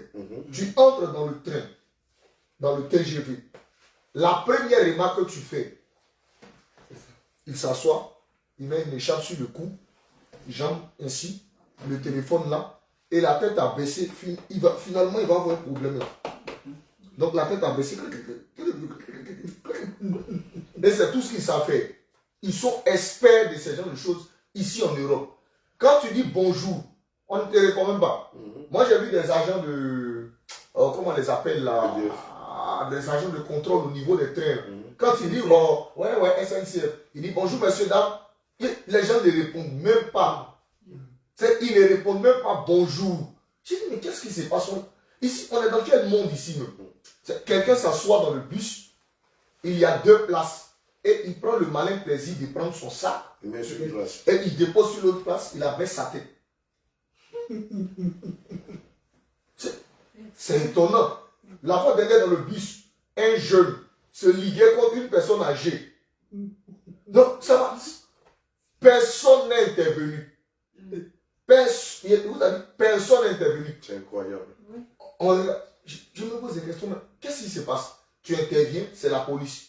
Et toi qui interviens, tu n'auras pas raison. Non. Donc il y a un grand combat contre le système. Et le jeune homme allait se mettre derrière. J'ai dit d'accord, moi-même là, il allait me mettre derrière comme toi. Tu es fou, non? Tu verras qu'il y a plus fou que toi. Donc les gens allaient me mettre derrière. Et puis je suis assis. Moi aussi j'ai fait ça, j'ai déposé mon sac, j'ai déposé. Je suis assis, il est assis. Et puis on est là, on se regarde. Mais comment? Et personne n'est intervenu. Maintenant, j'arrive à l'école. C'est pas normal. C'est pas normal. J'arrive à l'école, je demande à l'un de mes amis, toi qui es ici pendant longtemps, mais pourquoi personne n'est intervenu? Il dit, ici les lois là sont renversées. C'est-à-dire c'est celui qui intervient pour recadrer les choses là. C'est celui qu'on va attraper pour aller jeter en prison. Donc à cause de toutes ces genres de choses là, des personnes font quoi? Se mettre complètement à côté. À l'écart. À l'écart. La fois dernière, encore dans un bus, une jeune dame, je ne sais pas, elle avait une certaine maladie ou quoi. Donc elle était en train d'agoniser. Comment on a... De suffoquer. Voilà, de suffoquer. C'est le bon terme. Elle était en train de suffoquer. Personne à côté ne pouvait venir même l'attraper. Pour voir qu'est-ce qui se passe. Donc, moi je l'ai attrapée. Et bon, je ne sais pas si c'est le seul qui a voulu qu'on la touche pour qu'elle revienne à son bon sens. Donc elle est revenue à son bon sens. Et je suis assis et dit, mais pourquoi personne c'est quoi ce monde là? La personne tombe. Et puis on regarde la personne. Elle va mourir. Personne ne s'approche. L'assistance. Aucune assistance. C'est depuis le Covid que c'est comme ça. Depuis le Covid. Parce qu'avant, quand quelqu'un tombe ou fait une malaise ou quoi, on vient. Mais depuis le Covid, il y avait une collègue à moi, parce qu'ils ont mis les trucs gel hydroalcoolique dans les bus et tout, donc des fois ça goûte dans le vide, donc ça mouille un peu le sol du bus. Et une collègue est venue comme ça, elle a glissé, elle est tombée, mais elle s'est cognée. Personne, tout le monde sur son téléphone. Par exemple, on a vu la scène et aussitôt on se détourne pour dire qu'on a rien vu. Oui, c'est ça. Et elle s'est levée elle-même. Avec beaucoup de difficultés, elle s'est levée, elle est partie s'asseoir. C'est ça. Depuis la fin de l'élection, on a remarqué, quand on était au niveau de Toulouse, on était arrivé à un endroit où il y avait les signes du zodiaque. Il y a une dame qui est tombée. Elle était surprise que nous, on vienne l'aider. Donc elle-même, elle était choquée. Oui. Elle était vraiment surprise. Parce qu'il ne voulait pas qu'on les... Si vous avez bien remarqué, Oui. ils étaient tout autour, personne n'est venu. Bien sûr. On était les seuls. Tu tombes, tu vas te relever, Tu vas continuer t'assumer, tu ta route. continues ta route. Donc, le diable est en train de faire de sorte que les gens soient isolés. Et le seul moyen de se divertir, c'est le téléphone. Les seules fois où ils communiquent, leur intérêt, c'est le cinéma. Le Leur football. intérêt, c'est d'aller jouer au padel. Le football. C'est d'aller jouer au tennis, au football. Le padel, c'est quoi? Ils ont un jeu qu'ils appellent le padel. Le padel, en fait, c'est Taper un jeu de raquette. de raquettes. Un peu comme Mais le ils sont tennis de table. raquettes là. Un jeu de raquette. Un jeu de raquettes sans raquettes et sans raquettes. balle. C'est virtuel. C'est virtuel. Donc ce sont ces gens de... Ce sont les seules fois où ils peuvent se rassembler, où ils vont se rassembler pour aller boire, pour aller au bar. Au Pepsi. Donc c'est tout ce qu'ils font. Même on a des amis à l'école, chaque jeudi. Chaque jeudi, on lance les invitations. Moi je me demande, mais pourquoi ici c'est jeudi où on lance les invitations? Sinon, jeudi on lance les invitations, le vendredi, d'autres vont dans d'autres villes, en week-end, tout ça. Et dire, maintenant, qu'est-ce qu'ils font dans l'invitation? Ils finissent peut-être de prendre McDo ou bien KFC. La finalité, bar. Je dis, comment ça là? Je ne peux pas vous suivre. Parce que ça ne sont pas mes valeurs. Franchement. Voilà. Donc, je me suis mis à l'écart. Ce sont les seules fois où tu peux les voir en train de communiquer. Même quand on arrive le matin en classe. Bonjour. Salut. C'est quelques personnes, tu dis salut, ils vont te répondre. Il y en a d'autres là. Dès qu'elle te voit en train de te regarder, elle abaisse la tête. Ton salut même, c'est comme si tu n'avais rien dit. Comme si tu n'existais même pas. Donc ce sont ces genres de choses-là qui sont ici en Europe. Aucune communication. Ils sont dans l'individualisme. Et tout le système est fait de sorte qu'il n'y ait pas de communication. Tu demandes un renseignement à quelqu'un. Bon, peut-être ceux qui ont encore le bon sens. Tu demandes un renseignement à quelqu'un, il va te dire c'est écrit. Il te dit c'est écrit. Donc faut débrouille-toi, c'est écrit, faut lire. Tu vas apprendre toi-même. Aujourd'hui, les machines à café, dans les stations-service, il n'y a plus personne. On ne communique pas. On arrive, je fais entrer peut-être ma carte, je prends le ticket, je passe. Personne. Donc je ne communique avec personne. On ne communique pas.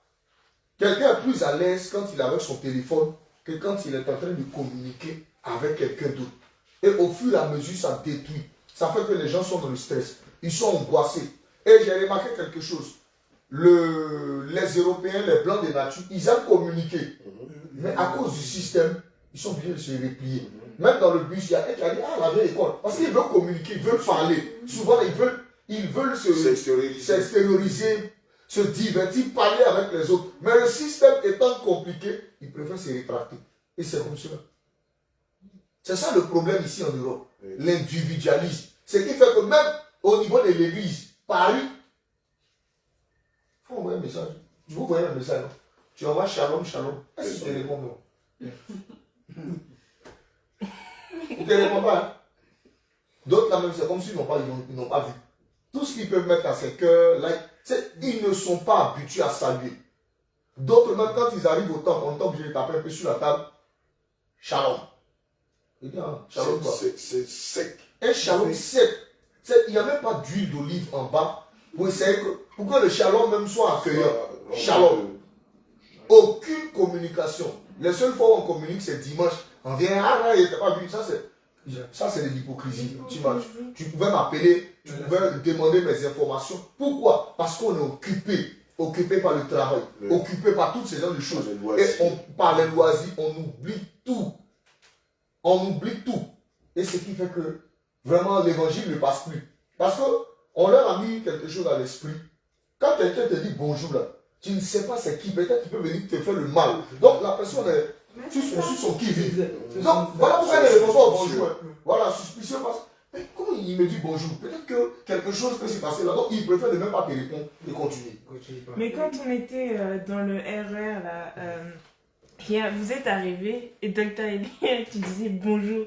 Bonjour! Bonjour! Et puis, moi, je vous ai laissé avancer. Il y a une dame à côté, elle me regarde, elle fait, mais ils ont quoi? Qu'est-ce qui se passe? Et elle-même n'a pas répondu. Mais elle disait, mais je pensais qu'il allait dire quelque chose, qu'il allait demander quelque chose ou qu'il voulait quelque chose. Et puis après, on se rappelle, effectivement, tu étais assise à côté d'elle. Oui. Et après, je lui dis non, il voulait juste dire bonjour, c'est tout. Et ça l'a fait rire. Et du coup, c'est comme ça qu'après, elle a commencé à me parler. Mais sinon, tout le reste du wagon, et c'était Personne n'a répondu. Tout à fait. C'est ça. Alors qu'ils entendent, hein. C'est pas qu'ils n'entendent pas. C'est comme ça qu'ils sont. Et là, même, il y a certaines phrases bon, qui m'ont tellement marqué. On parle sur l'homosexualité, on dit oh monsieur, un peu de dignité, un peu de tolérance.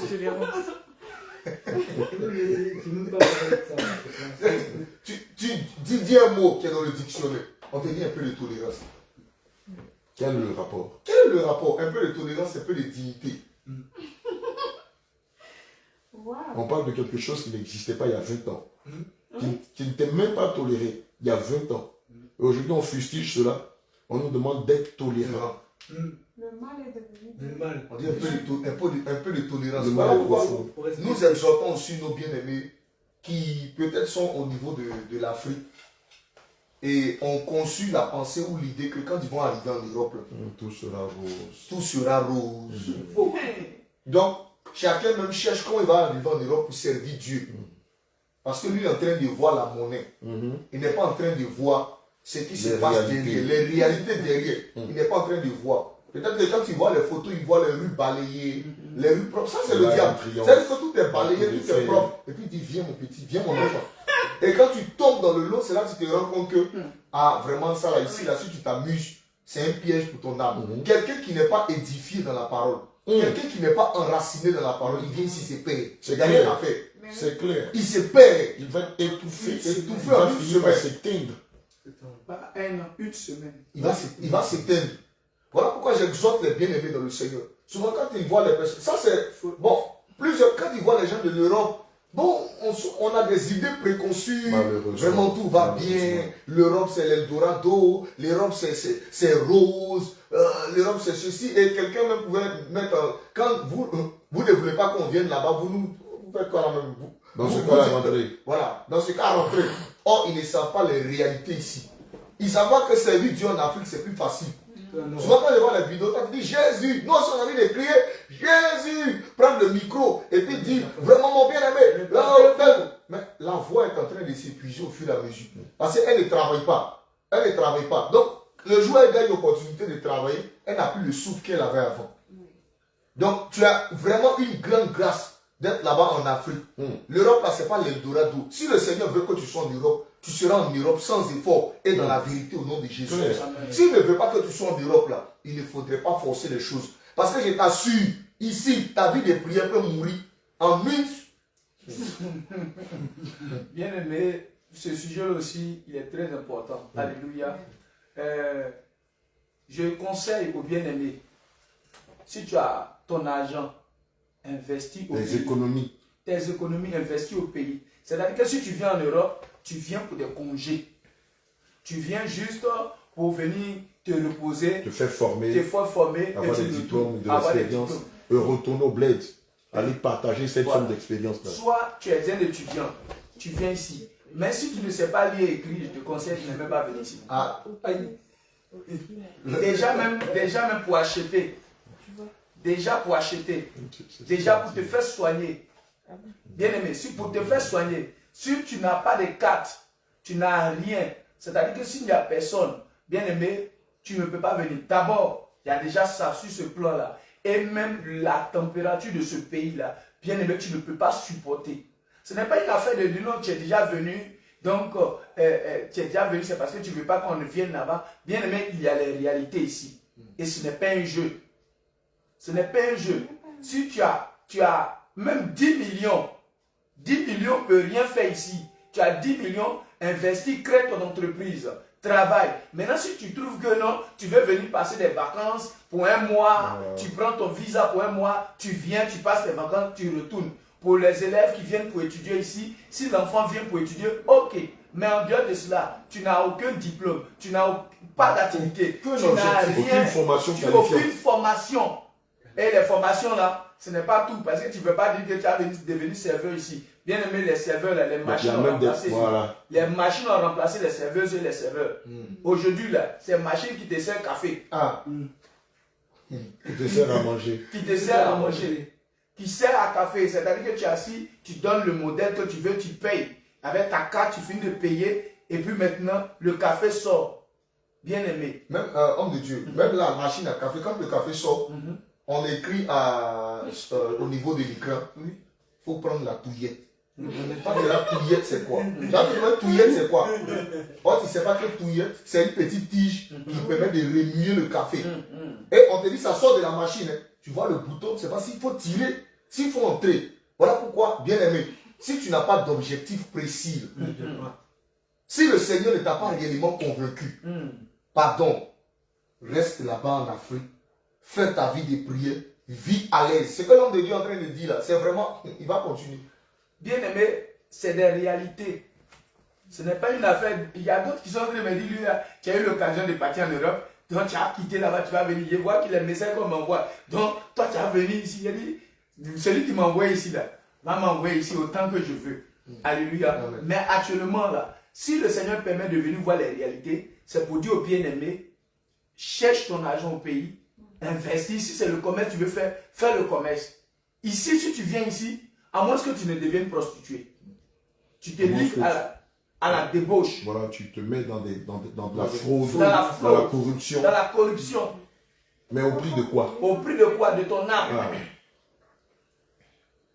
Quand on vient en Europe, il ne faut pas oublier son objectif quand on a un objectif.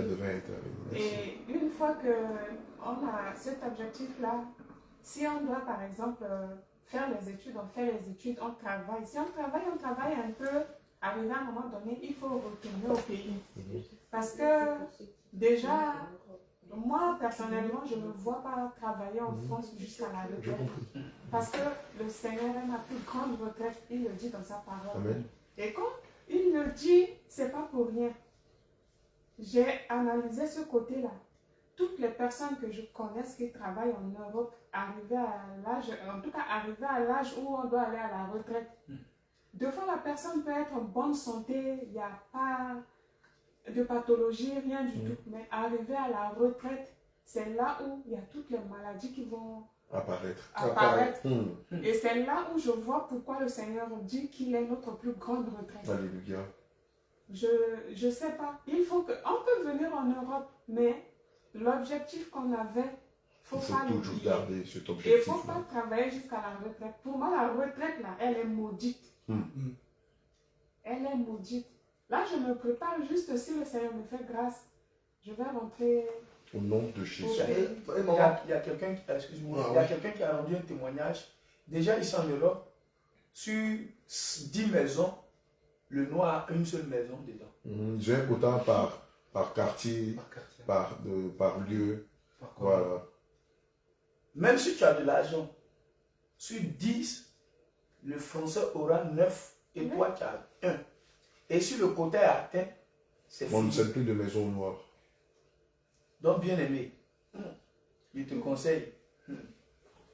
Je suis en train de dire quoi? Esther est en train de me signifier que c'est vrai, on s'adresse aux bien-aimés qui sont en Afrique, mais n'oubliez pas aussi qu'on a des Blancs qui sont dans le réveil, qui vivent en Europe, qui n'ont pas d'origine africaine. Parce que là, qu'est-ce qu'on peut dire? Déjà, c'est de persévérer d'abord dans la foi. Voilà, c'est de persévérer dans la foi. Ils ont rencontré la doctrine de la vérité. C'est de se conformer à cette doctrine et d'éviter beaucoup de pièges. Ils sont déjà ici. On ne va pas demander à tout le monde de forcément retourner en Afrique. Non, c'est pas ce que nous disons. Loin de là, ça n'a pratiquement rien à voir avec ça. Mais je reviens d'abord sur ceux de l'Afrique pour clarifier. Nous n'interdisons pas quelqu'un de venir en Europe. Mais avant que tu ne viennes là, parce qu'on nous donne une image de tout va bien. Quand tu vas venir ici, tout va bien fonctionner, tout va aller comme sur des roulettes, tout sera rose. Mais on explique les réalités pour que lorsque tu es en train de te préparer là, tu sais à quoi t'attendre. Tout à fait. Et que tu ne sois pas surpris et que tu ne commences à regretter toi-même. Et que tu te mettes dans beaucoup de compromissions. Tu te mets dans beaucoup de compromissions. Voilà pourquoi nous t'interpellons pour dire, mon frère, tel que tu es en train de fuir peut-être les difficultés là-bas en Afrique, ici aussi, là, ils ont leurs difficultés. Qui est pire même que ce qu'on a l'habitude de voir en Afrique. Je suis un formateur. Il nous a dit, lui, il fait seulement des formations en ligne. Il ne va pas dans l'entreprise de quelqu'un, il n'a pas une société quelque part. Simplement une formation en ligne, il paye 35% des taxes. C'est-à-dire si lui il gagne 10 000 euros, il a réfléchi dans son cerveau, là. Il a fait des vidéos, il a pris des monteurs vidéo, il a eu une idée brillante, il a mis son activité en place, il paye taxe 35%. C'est-à-dire s'il a 10 000 euros, 3 500 euros rentrent dans les caisses de l'État. Et 6 500 euros lui reviennent. Alors que si tu es en Afrique, moi je ne vais pas taxer.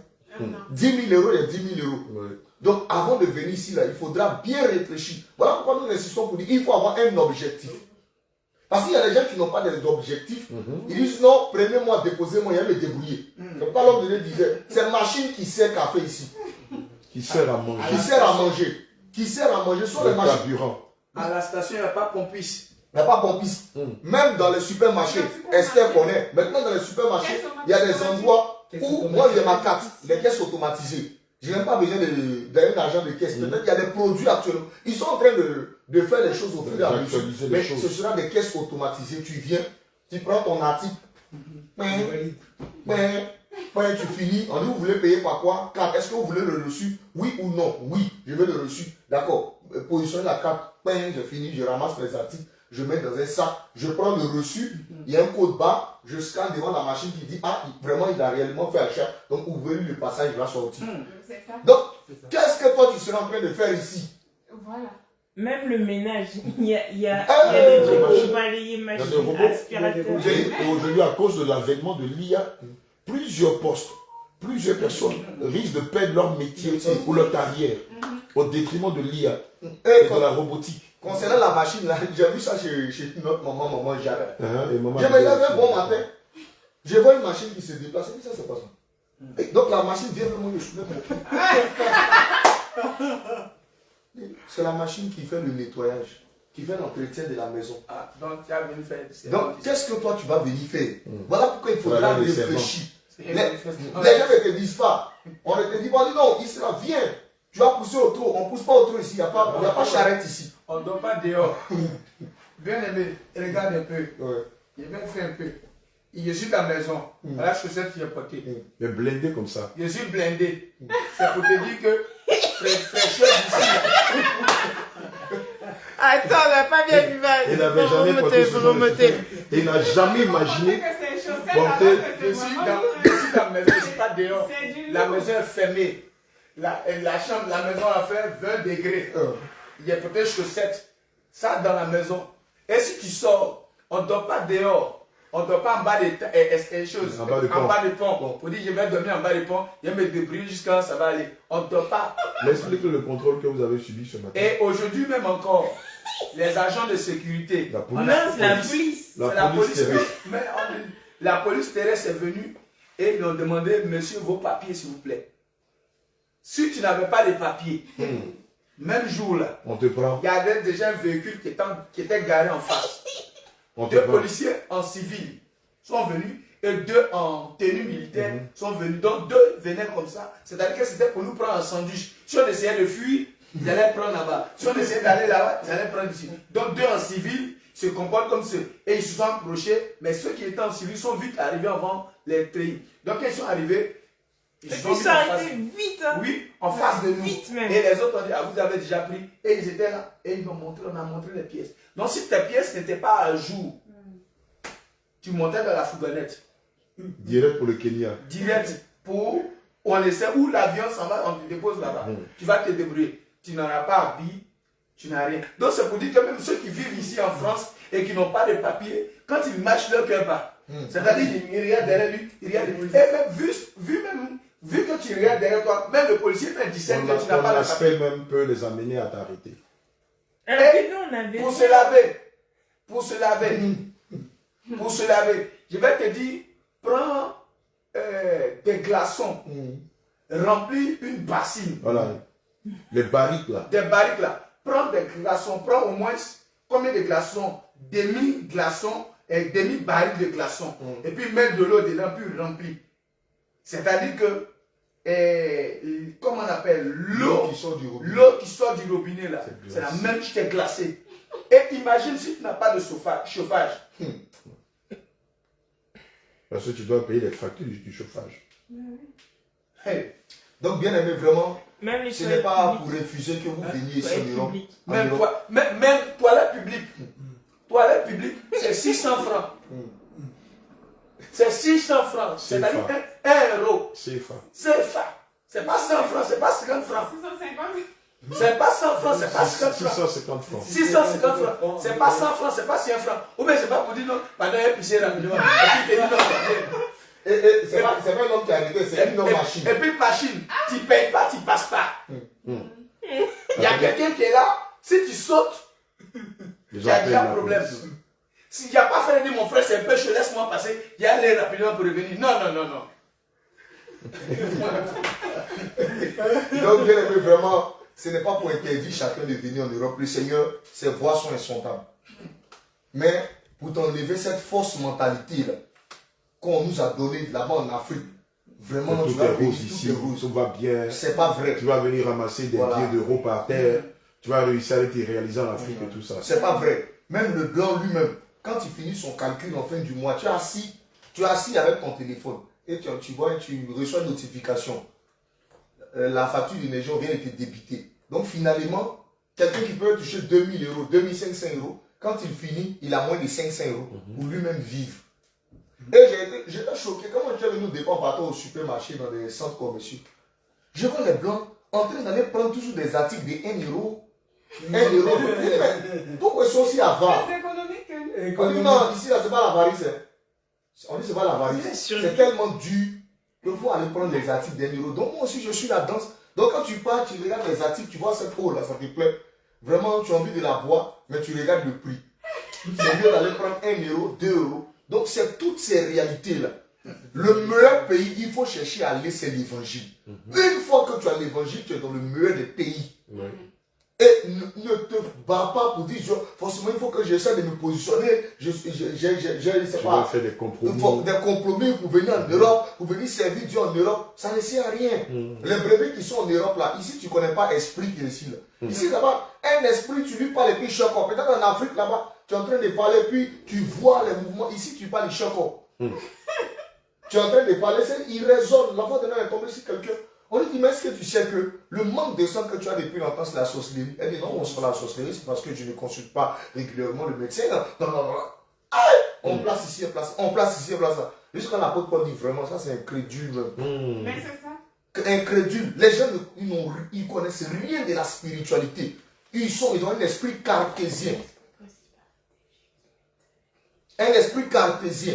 Voilà pourquoi, bien aimé dans le Seigneur, nous voulons vous exhorter à être renouvelés dans l'intelligence et à se concentrer sur l'évangile. Si le Seigneur fait grâce, le Seigneur va mettre tous les moyens pour que tu puisses réussir ta vie. Mais si le Seigneur n'a pas fait grâce, mon bien-aimé, reste là-bas, là où tu es, et persévère. Pour ceux qui sont déjà ici en Europe, c'est pour eux une croix qu'ils doivent porter. Parce que le Seigneur dit que celui qui veut me suivre là doit porter sa croix. Donc tu vas subir le système. Et tu dois braver ce système, aller au-delà de ce système-là pour honorer le Seigneur Jésus-Christ. Alléluia. Que le nom du Seigneur soit béni. Amen. Juste un dernier point. Alléluia. Je veux rappeler que parmi tous les palliatifs que nous avons proposés au corps du Christ, il y a un palliatif qui reste imparable, mais qui nécessite de la persévérance. Amen. La prière, le jeûne, amen, l'intercession. Amen. Pour tous ceux-là qui ont des enfants qui sont rebelles, des enfants qui sont récalcitrants, des enfants qui sont désobéissants. L'une des armes par excellence que le Saint-Esprit nous a données, c'est la prière. Amen. Il dit dans sa parole en Matthieu 12, au verset 27, si je ne me trompe pas, que ce genre de démons ne sortent que par la prière et le jeûne. Amen. Et la Bible dit dans le livre de Jacques 5 au verset 16 que la prière du juste est d'une grande efficacité. Et donc, pour vous qui avez des enfants qui sont désobéissants, qui sont récalcitrants, qui ne vous écoutent plus, qui ne font pas leur tête, qui sont plus attachés au monde qu'à la parole de Dieu, le Seigneur vous recommande de demeurer dans le jeûne et la prière. Amen. Sûrement sur le coup, l'enfant ne va pas changer, mais le Seigneur nous enseigne de persévérer. Amen, dans la foi. Et sûrement persévérant, l'enfant finira par revenir à son premier amour. Soyez beaucoup patients avec vos enfants. Donnez-leur de l'amour. Parce que nous savons que l'amour triomphe de tout. Amen. Amen. Sûrement. Voilà, je pense qu'on a fini le sujet. Et nous allons faire cette prière-là, ensemble, si vous le permettez. Amen. Sur la base de Proverbe 22, verset 6. Oui. Et puis sur la base de Proverbe 22, verset 15 aussi. Amen. Amen. On va prendre ces deux points de prière, on va prier. Et demander aux enfants de Dieu de faire de même, d'associer cela à la prière. Amen. De jeûne, pour que le Seigneur touche le cœur de les enfants et qu'ils reviennent à leur premier amour. Parce que beaucoup ici, beaucoup de personnes ont commencé même à éduquer les enfants selon la parole de Dieu, mais arrivé à l'école, le système scolaire a commencé à transformer le cœur des enfants. Et les enfants ne veulent plus être attachés à la saine doctrine. On peut lire les deux passages. Proverbe 22, verset 6. Il est écrit ceci. Instruis l'enfant selon la voie qu'il doit suivre. Amen. Et quand il sera vieux, il ne s'en détournera pas. Alléluia. Proverbe 22, 15. Amen. La folie est attachée au cœur de l'enfant. La verge de la correction l'éloignera de lui. Alléluia. Amen. Père éternel, sur la base de Proverbe 22, verset 6 Amen. et Proverbe 22, verset 15, nous prions que ta verge, qui est ton Esprit Saint, ne s'éloigne point de nos enfants. Au nom de Jésus. Seigneur, nous prions afin que ta verge, Seigneur, cette verge d'autorité qui est le Saint-Esprit, ne s'éloigne point de nos enfants. Au nom de Jésus. Seigneur, nous prions afin que tu renouvelles l'intelligence de nos enfants, Amen. afin qu'ils sachent quelle est la volonté, celle qui est parfaite et qui plaît à Dieu. Amen. Seigneur, nous prions afin que tu détournes nos enfants de mauvaises compagnies. Au nom de Jésus. Nous prions, Saint-Esprit de Dieu, afin que tu détournes le cœur de nos enfants de mauvaises compagnies. Au nom de Jésus. Seigneur, ta parole déclare dans le livre de 2 Timothée 2, au verset 22, fuis les passions de la jeunesse. Seigneur, que le cœur de nos enfants soit porté vers toi. Au nom de Jésus. Dans l'heure de fuir les passions de la jeunesse. Au nom de Jésus. Et que la veille d'autorité ne s'éloigne point d'eux. Au nom de Jésus. Pour ceux-là, Seigneur Jésus, qui sont dans les méandres de l'alcool, de la cigarette, de la drogue, du banditisme, de la prostitution. Seigneur Jésus-Christ, nous te prions de les faire sortir de ces chaînes. Au nom de Jésus. Père éternel, souviens-toi d'un couple, d'une famille, Au nom de d'un Jésus. père de famille, d'une mère de famille, qui depuis un moment vit dans l'anxiété, Au nom de Jésus. est troublée par l'attitude de leurs enfants. Seigneur Jésus-Christ, est troublé par la conduite de leur fils ou de leur fille, que depuis un moment, l'enfant se rébelle contre l'éducation donnée par les parents et veut retourner en Égypte. Seigneur, accorde ta grâce et ta Au nom de miséricorde. Jésus. Accorde ta grâce et ta Au miséricorde nom de et Jésus. ramène-les dans les anciens sentiers. Au nom de Jésus. Ramène-les sur le droit chemin. N'est-il pas écrit dans ta parole selon le livre de Psaume 119 au verset 8? Comment le jeune homme rendra-t-il pur son sentier? En se dirigeant d'après ta Au parole. nom de Jésus. Seigneur, dirige-les vers ta parole. Au nom de Jésus. Dans le du dégoût pour le monde. Au nom de Jésus. Dans le du dégoût pour la drogue. Au nom de Dans Jésus. l'heure du dégoût pour l'alcool. Au nom de Jésus. Dans l'heure du dégoût pour les boîtes de Au nuit. nom de Dans l'heure Jésus. du dégoût pour la vanité. Au nom de Dans l'heure Jésus. du dégoût pour la mondanité. Au nom de Et que Jésus.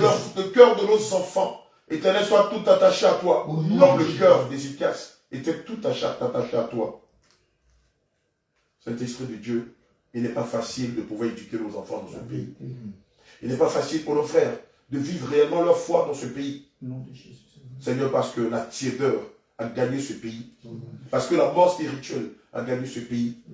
Mais Seigneur, quoique la mort était passée en Égypte, tu avais demandé à Israël, à Moïse et à Aaron, de demander à Israël de mettre le sang de l'agneau sur les linteaux de leur porte, afin que lorsque la mort passera, que Israël et ses enfants en soient épargnés. Au nom de Jésus. Seigneur, je déclare que tous nos enfants, que tous nos frères, tous tes enfants, tous tes serviteurs, tes servantes, ainsi que leurs familles respectives qui sont ici en Europe, Seigneur Jésus, par ton sang versé sur le linteau de leur porte, que la tiédeur les épargne, Au nom de que Jésus. l'esprit de mort les épargne. Au nom de Jésus. Seigneur, épargne-les, Au nom de donc Jésus. comme d'entre eux ne soient victimes Au nom de la de Jésus. tiédeur, Au nom de la mort, Au nom des de mauvaises compagnies, Au nom des de passions de la Jésus. jeunesse. Au nom de Jésus. Seigneur, apporte ta paix dans chaque foyer. Au nom de Jésus. Apporte ta paix dans chaque maison. Au nom de Apporte ta paix dans toutes les communautés. Au nom de Apporte ta paix dans la vie de tes Au enfants. nom de Jésus.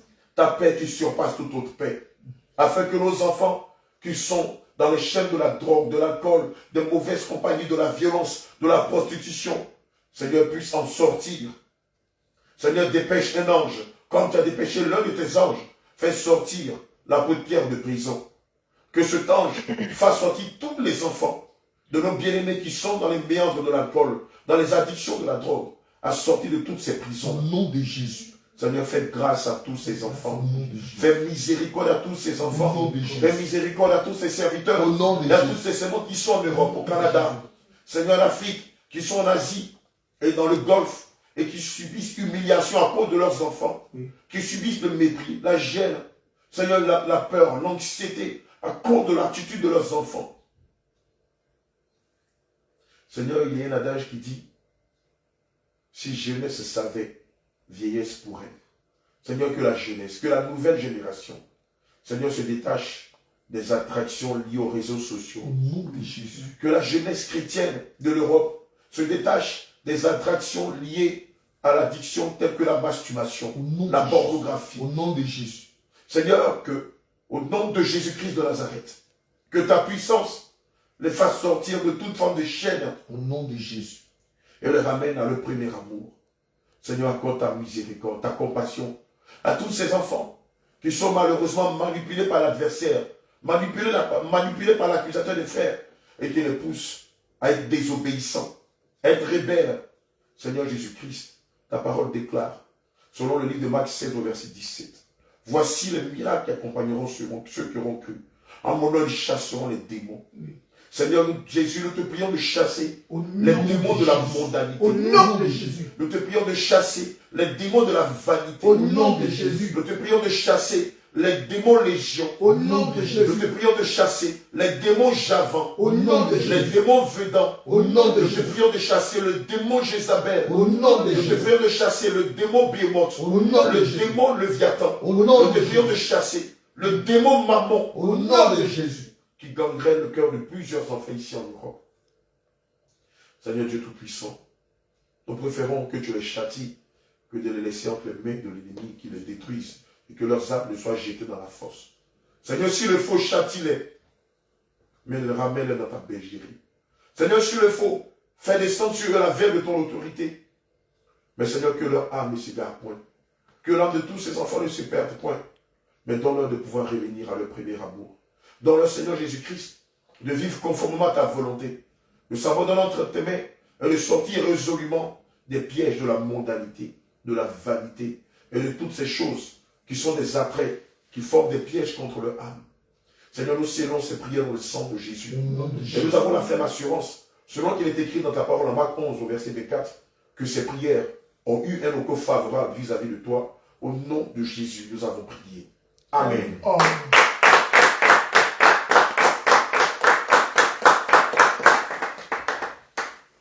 Alléluia. C'est quoi notre recette? Ne pas sortir.